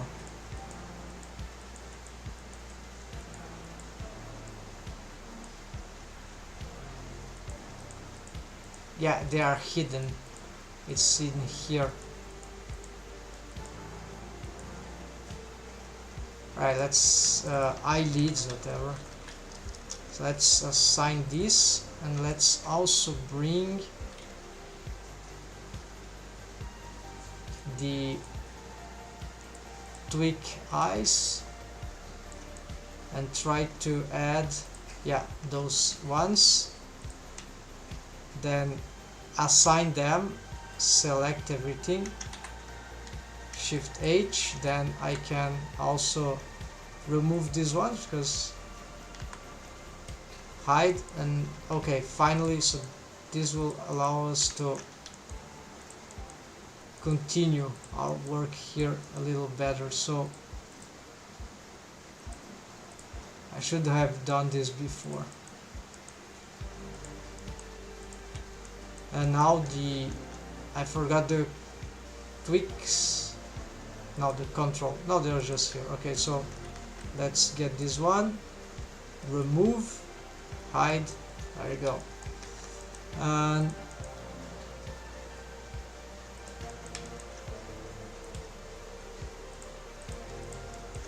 Okay, this is a mess. I don't know where I am. So okay, so this is the bottom eyelash, right? So yeah, we're fixing slowly this thing. So I need these selection here again.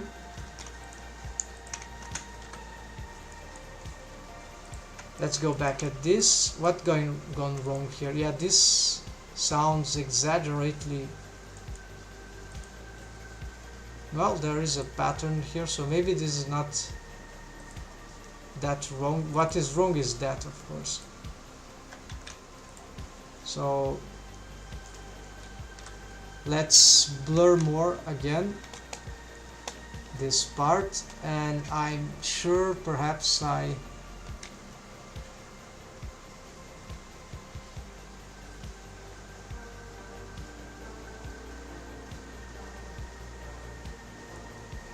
here, yeah, this part I think is wrong, so let's take this off. It's very chaotic here. I think I can do that, yeah, because it's a continuous, right? So I think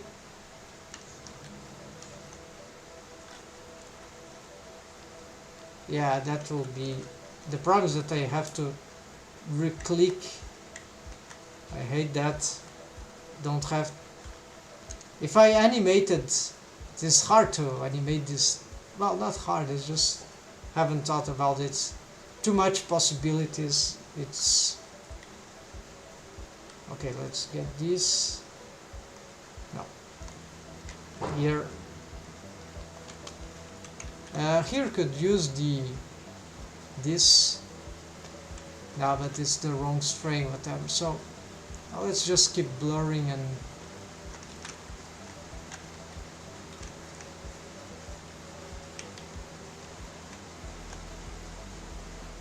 there we go. It started to appear there. So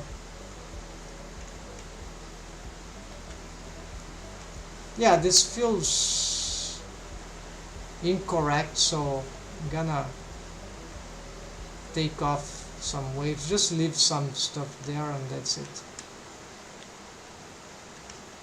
So I need to be careful about these waves here being a bit too strong. Maybe slight as this should be okay, and then the inversion here.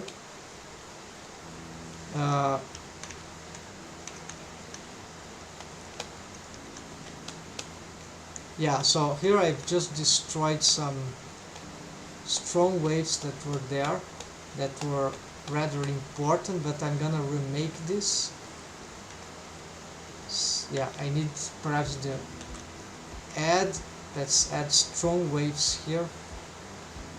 Now with the protection, of course.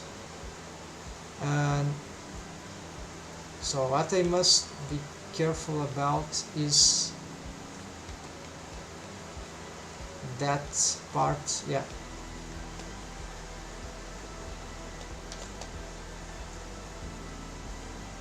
Yeah, so this is a bit dangerous, but at least I think that sort of improves that. Yeah, I think this is getting better. So let's check here. This one doesn't have too much problem right there, but maybe it's too much the influence it's getting. So let's take off some of it. That line is fine, I think.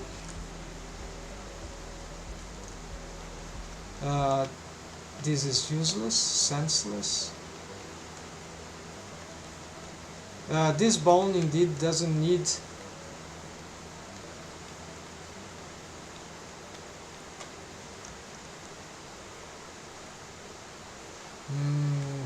it doesn't move too much. It's more about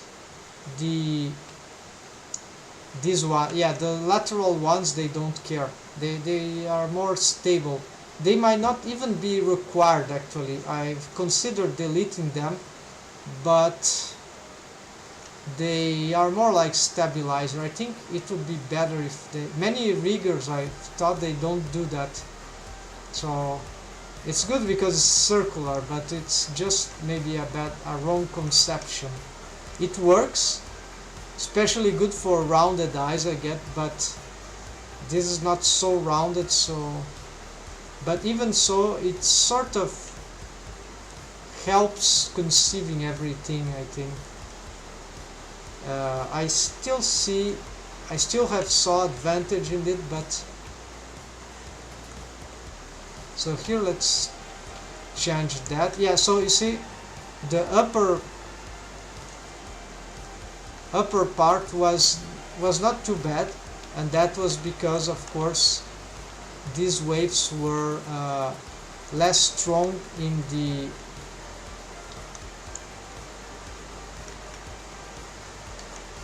wow, this, I don't know what's happening, why it is, yeah, because this is very strong waves, right? Okay, so let's try that, and that should be fine. Okay, yeah, maybe just that last one.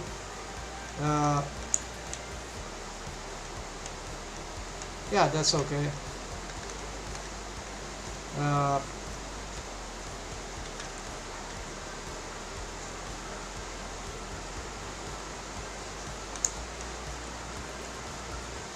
This seems to be... No, it was just a bad angle. Here I think could be stronger though. And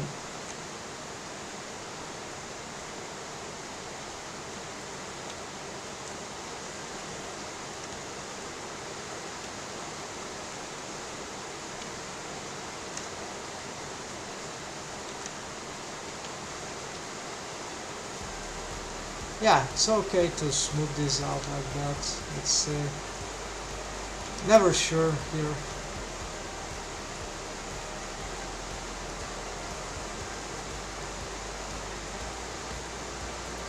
Okay, let's say like that. I could be testing. It doesn't change much, it's okay. Let's go back to this one. Alright, so could have some more influence there, maybe here a little more.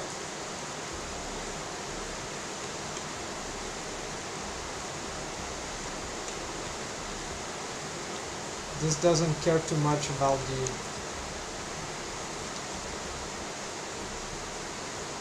other side, so yeah, maybe it should stop about here. And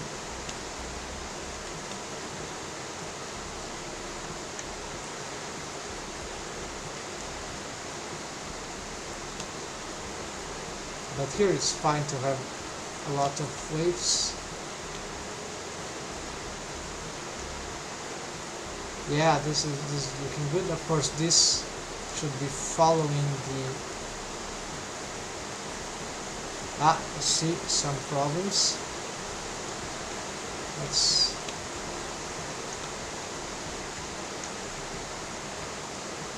That is fine. As it's actually, when we have all the settings properly developed, it's actually pleasing to get this thing to work, unless you get a lot of stress. Otherwise it's kind of cool. But this is not very... I'm questioning the presence of slow weights around all the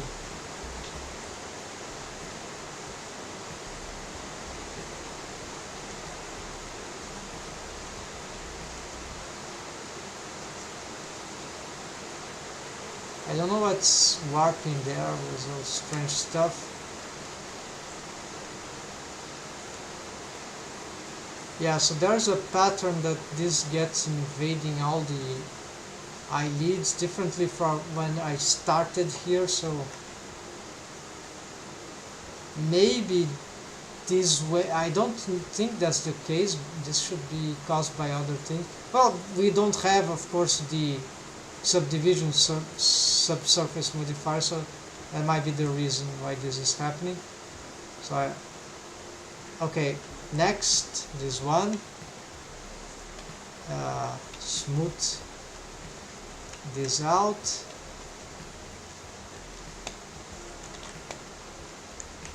Yeah, here it needs some,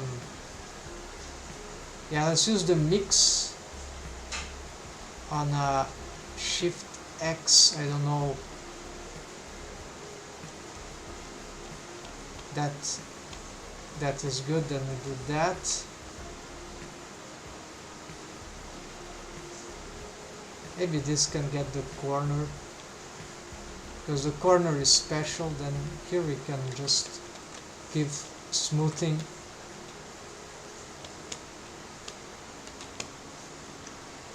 And here also, that's fine. Let's check here.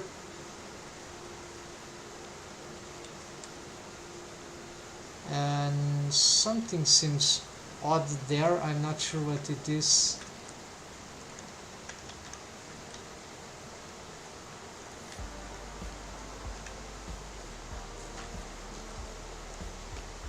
Some strange waves going on here. I see some. Let's just push this like that.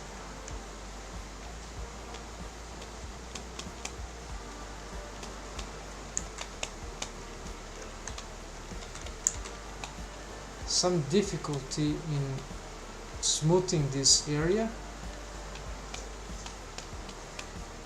I think, it's the I was looking in the wrong. Alright, so this sounds fine, except that let's invert here. Yeah, smooth the other way around.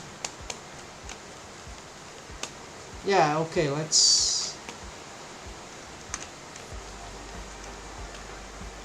maybe that's fine. It's really very tiny problem, so let's do here. Okay, so here same thing. I hate when smoothing is difficult to do. So here let's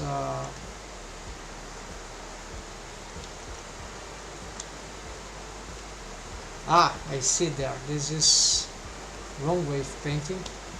I think this makes no sense to reach the other side. I don't know why I did that.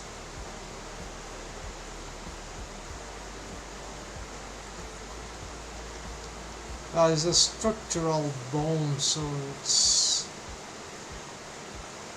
just that there's too much waves here. So according to this and this, yeah, this is the head bone is already taking a lot of those waves there, so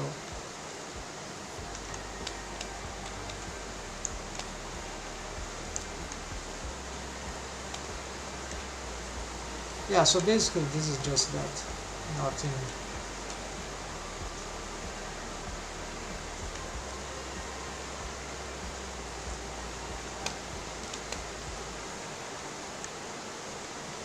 It's okay, I think, to be like that. Let's test.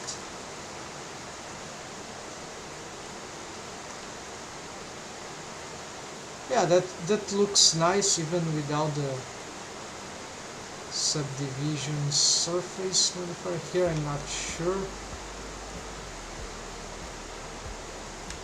but we still need to work on that.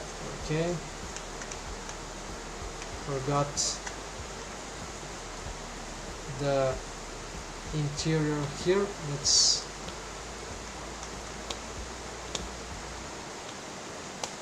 smooth all that. Yeah, it seems to be okay. Nearly finishing this, So here, yes, lots of wrong waves here. Let's push this down to start with. This bone here probably should never reach to have waves on that part, so let's take this off.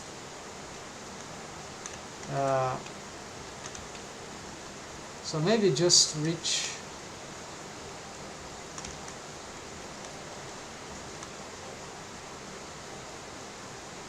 maybe reach this part.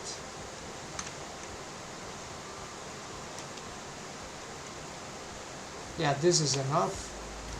Then here, of course, this is wrong, so I need to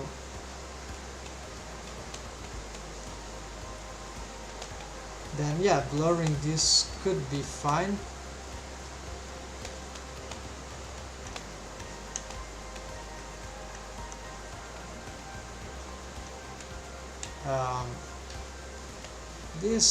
This can be fine too, but not sure.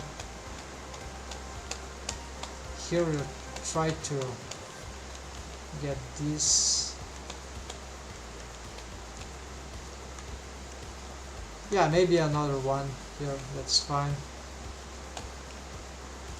But here let's use the mix. Something like Shift X here. Something smaller like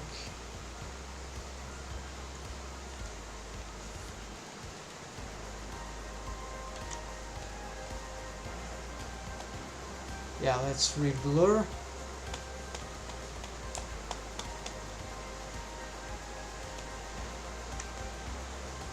There, so blur more here in this part where this bone is more, it's closer. Let's test save. I'm concerned about this one.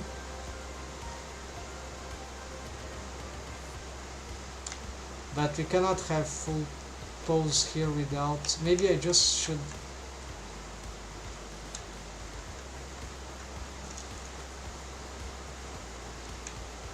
now that's a lot of waves already here, so yeah, that sounds fine. So again here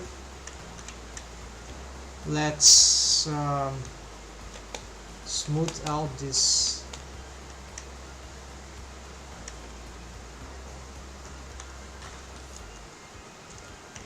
take off here also I think.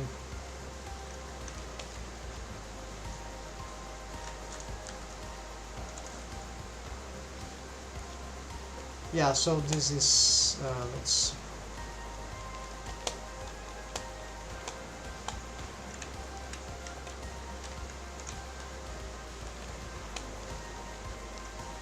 I see here, yeah, maybe this one indeed. Let's push a lot more here of this.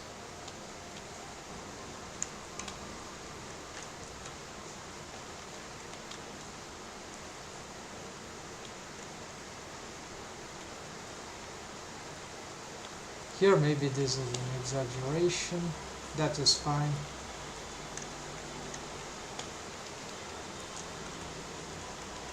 Here you don't see very well what's happening because of some strange happening stuff there. Let's check again.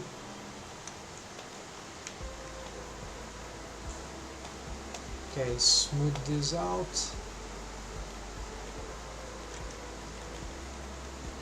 And here, yeah, so I need to see, let's compare.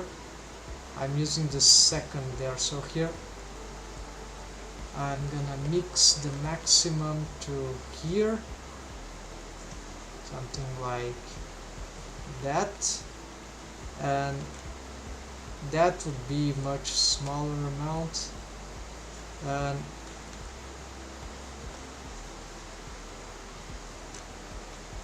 this would be even lesser amount. So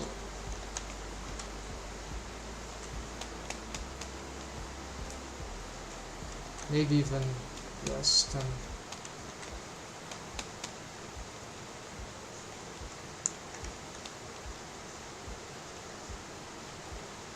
So let's blur all that.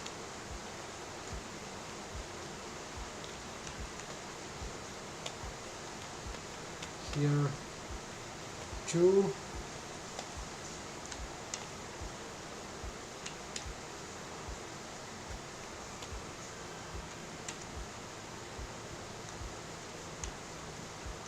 Compare again. Yeah, can have some more generic influence here. Blur that.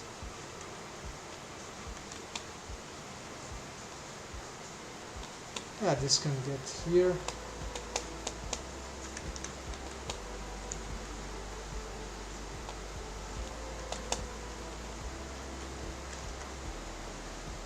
And let's see again.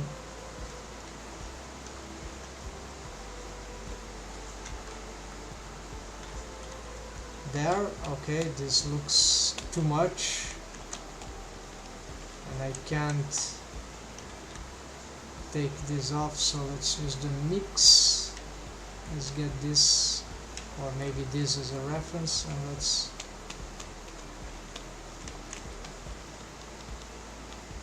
then get this. No.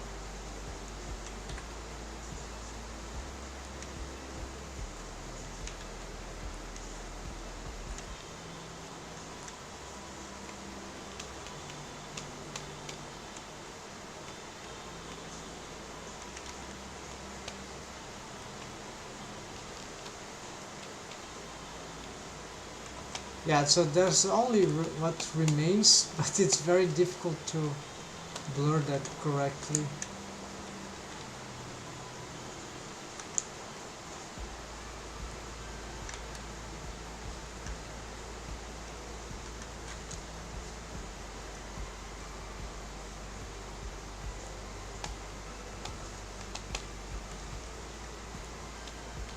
It's not responding very well to what I need, so in this case we're gonna more radically with this. Yeah, maybe this is the better thing to do now. Then I just re-blur from the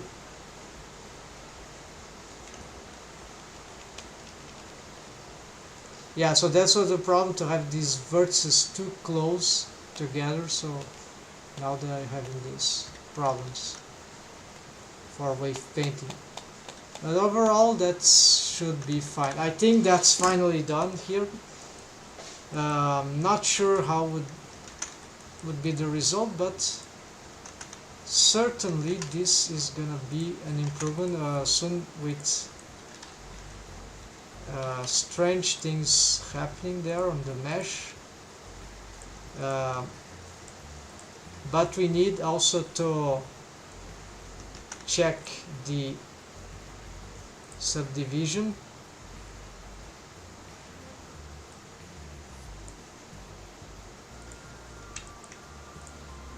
And also unmask the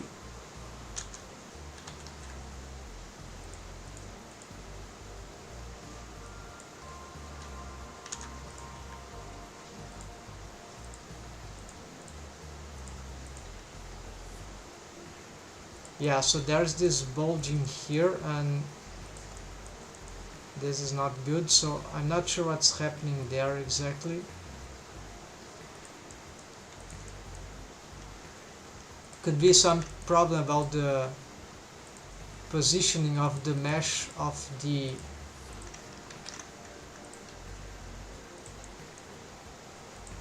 face, actually.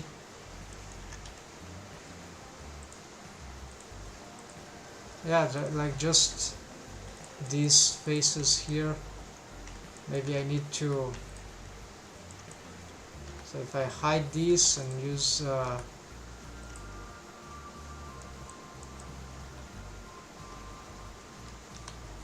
No, actually, if I hide these vertices and if I start to smooth these things out,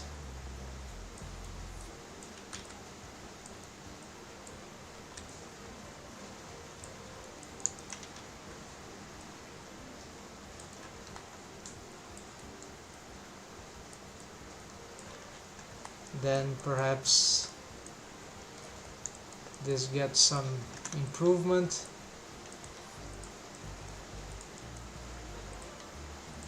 Overall, it's much better now. Yes,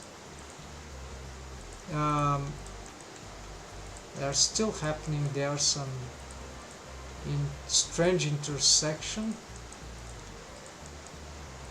It's like something about the eye being too close to perhaps these shapes. So let's unhide everything here and try to do a slight proportional posing here.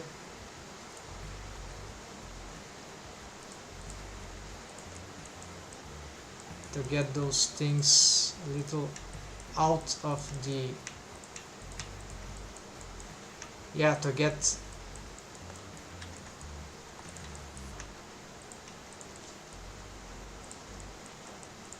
more of a,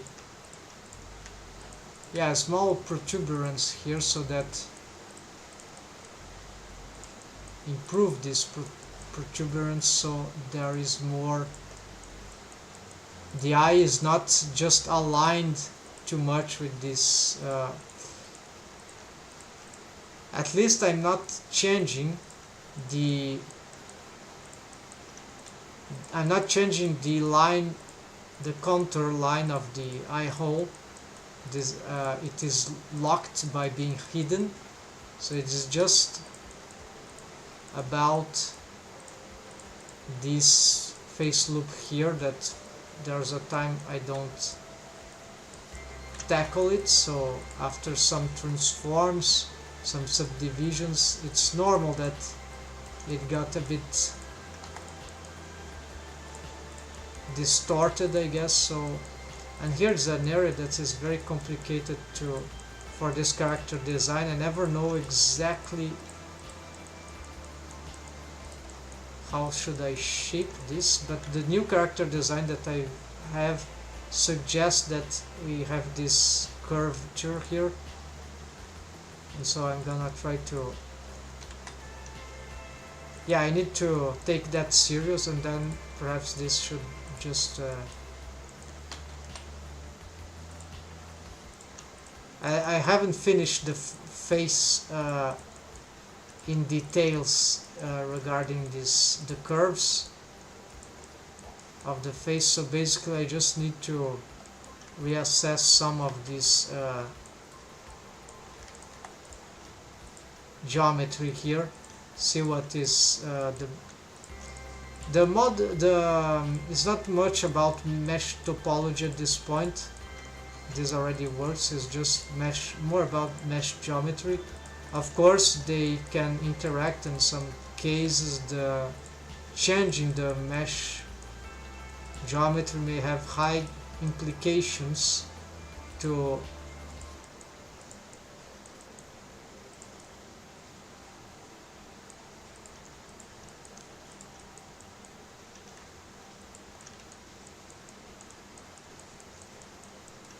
yeah, I mean, yeah, here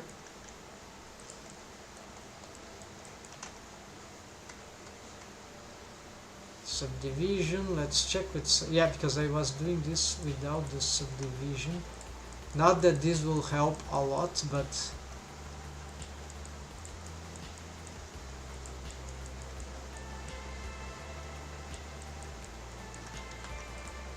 and maybe smooth a lot, right?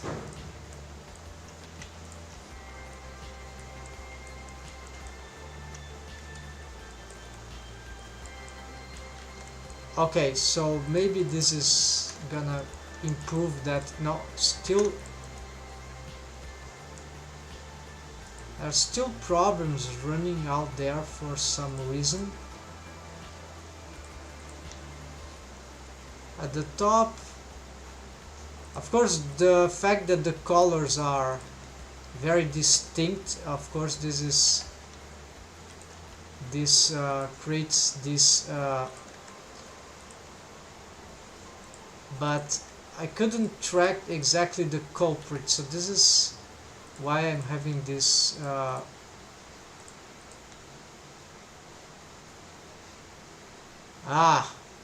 this looks like some shrink wrapping problem. Yeah, no, actually this glitch here is something else, but this might be wave painting. However, the shrink wrap is glitching. This is clear. Let's see. And this I'm not sure, so if I... Okay, so it's not this.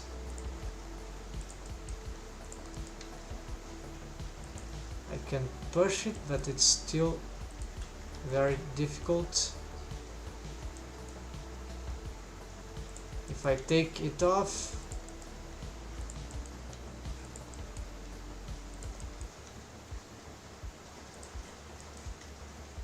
well, the glitch still happens.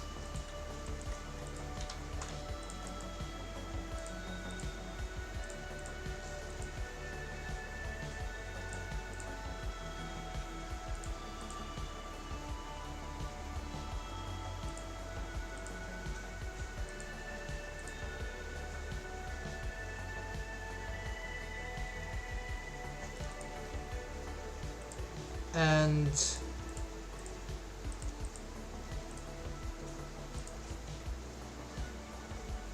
so now this is not a big deal, the shrink wrapping thing, so I'm not sure. Oh, here you can see what's happening to the mesh, so it's bulging, so it's like something is shrink wrapping more than it further away. So let's check here, folks. Show control tweak, mechanism eyes,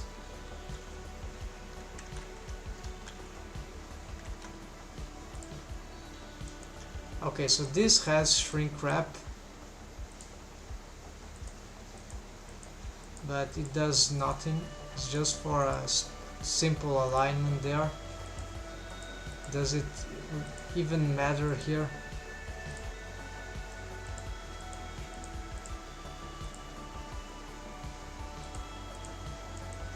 It sounds completely irrelevant.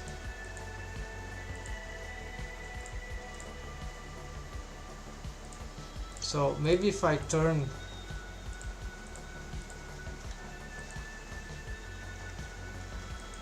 this off,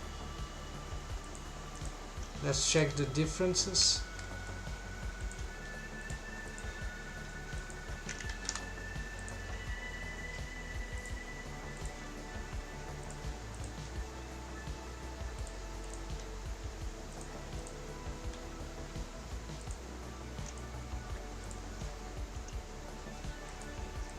Yeah, this is completely... Let's leave it turned off because it's redundant, mostly redundant, so maybe I should delete it then.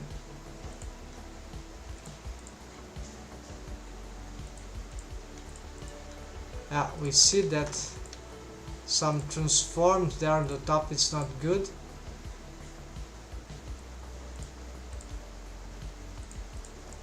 So if I push this forward, does this glitch still happens? No, it gets better. So this looks like something about the shrink wrap modifier, maybe.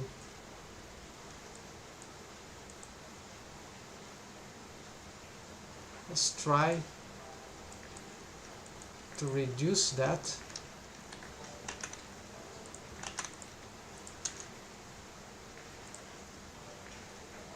Yeah, so the bulging in a great deal was nice. The glitch still happens, but we don't see much interpenetrations between the eyelids and the eye. So this reduction, yes, because this bulging can be created also because of the shape of the eye, of course. It can be created if the mesh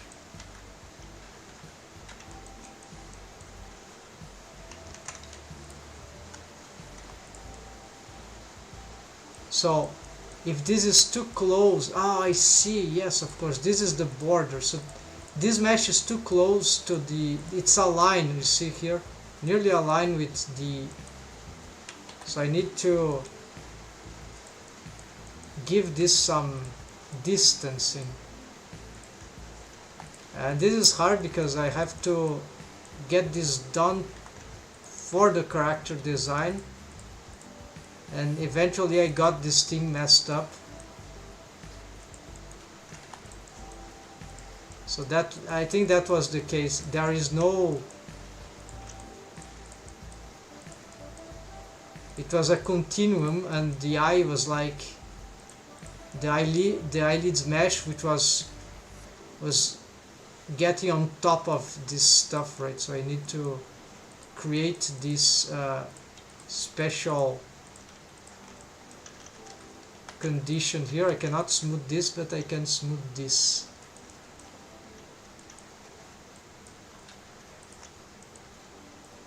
Yeah, if I smooth this one, I will lose the quality there. Besides, it will unsnap to the eye surface, so I can still smooth that. So I don't risk smoothing the whole face, but at least some stuff there. So okay, here same problem, is too big thing. Let's check now again. Now it's much better.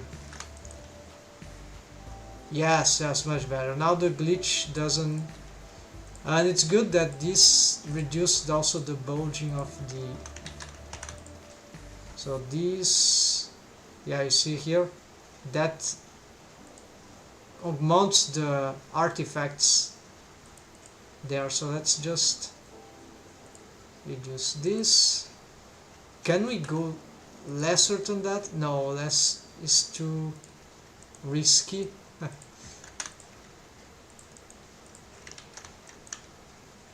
So even what I did was somewhat risky, but I haven't seen any intersection with the eye so far, so this seems to be a safe value. It's not looking too bad anyways, and it's better than before, so that's a good one. Let's try now to okay, reweave paints. There are some details maybe, but this is glitches the texture that I need to repaint, maybe even redo some UV unwrapping. Yeah, let me add this. So this is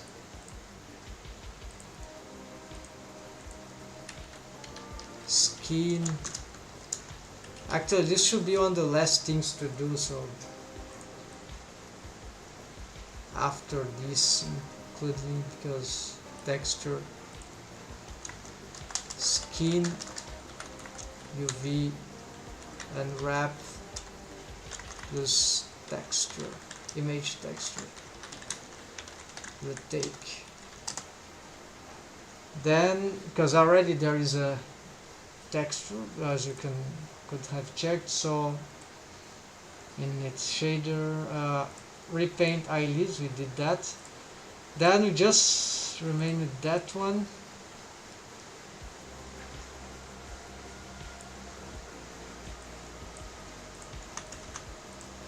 Let's leave this date here so that we can, so this will be, I think, for tomorrow. It's too late here already, getting too late. So good. So the character is becoming more beautiful now. And let's, yeah, finally let's get back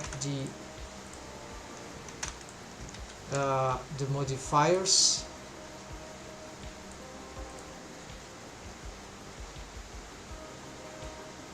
Do we actually need these ones? I'm not sure. For now, let's skip them. It's for this part that shrink wraps behind the eye, not outside, so inside of the eye. So it's the eye surface mesh objects using both its normals, positive and negative, to cause some shrink wrapping. And yes, so because I don't have yet the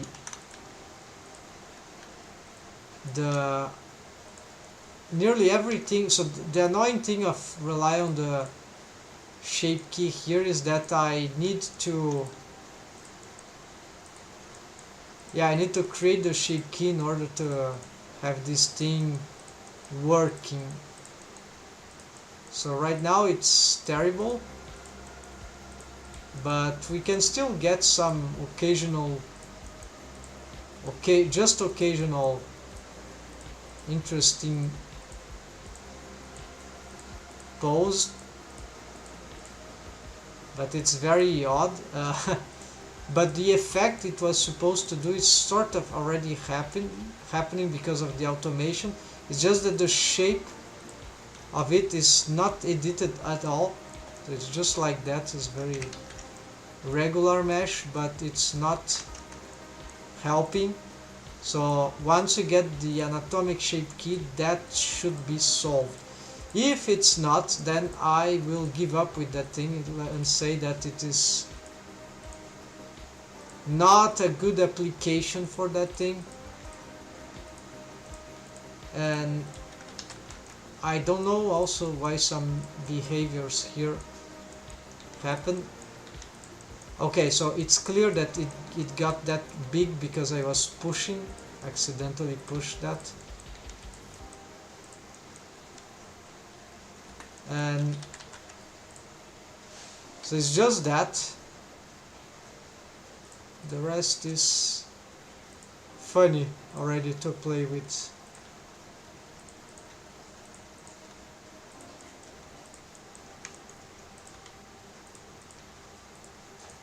Yeah, there's some lighting we can use here too.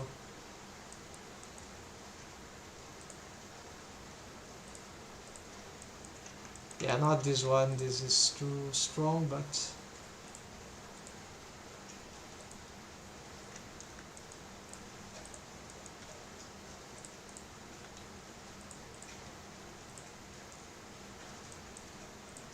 some shading here, let's see.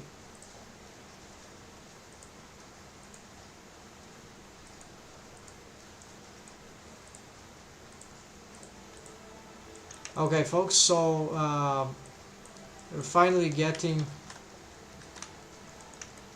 somewhere with so it's just the eyelash now. If some minus detail, but I leave like that. This overall, this is what maybe I can also make a better rest pose for this, so I can make, for example, make this thing perhaps stand here. Yeah, that will be ideal.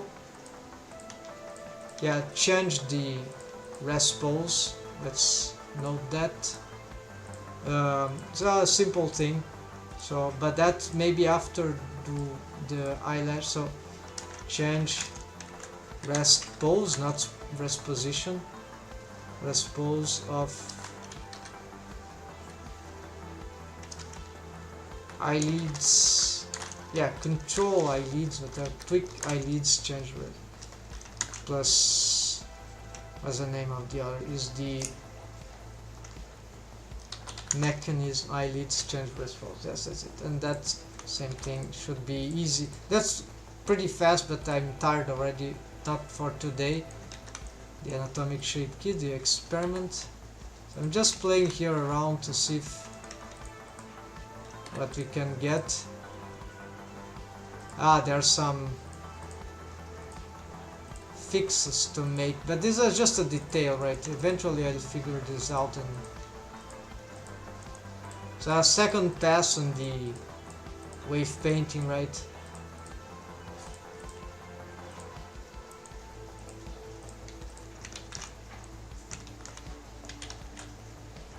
And as for the body, there is many things. The cloths, oh, there's an experiment I want to do, but now it's too late already, so I should be doing so. Oops. So here, where's the here?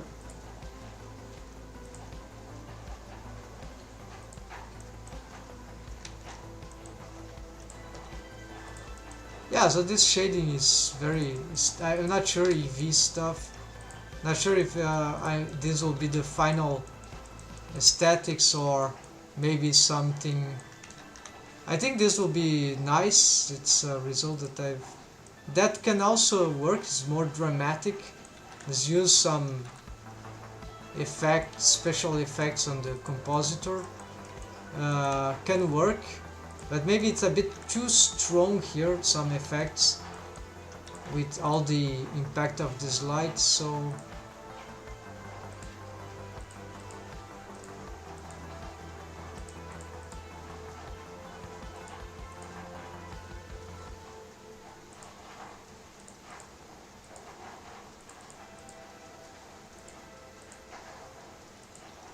Yes, it's too dense lighting, the color probably can be used if I find some way to tune this stuff, make it more interesting in some ways. It's sometimes the colors get mixed in a very bad way that gets confused. The patches don't match very well a good result. So this Kuwahara node for the compositor, and this without the compositing is looking interesting. I got this crispiness there. I found this that could be nice as an aesthetic, maybe a bit disturbing in some case, but if well applied, if I can improve it, it could become an interesting approach. So that's it, folks. But the shading, yeah, the shading is limited here. This is nice though. This is game stuff without any extra details. If I could get some good lighting over this texture, this is just a bit challenging, but if I could get some interesting shading on top of this kind of texture, that not like this is too plastic like, but maybe, yeah, not even that, but something might be doable here. This could be interesting. This is not, the sun is very strong, so yeah, so stuff to research. So that's it, folks. Thanks for watching. Happy blending. See you next time. Tomorrow, yes, or any other day you want, I'll be there, but I don't have a special time to be on. I'm varying according to my capabilities. So that's it, folks. Happy blending. See you another time. Take care.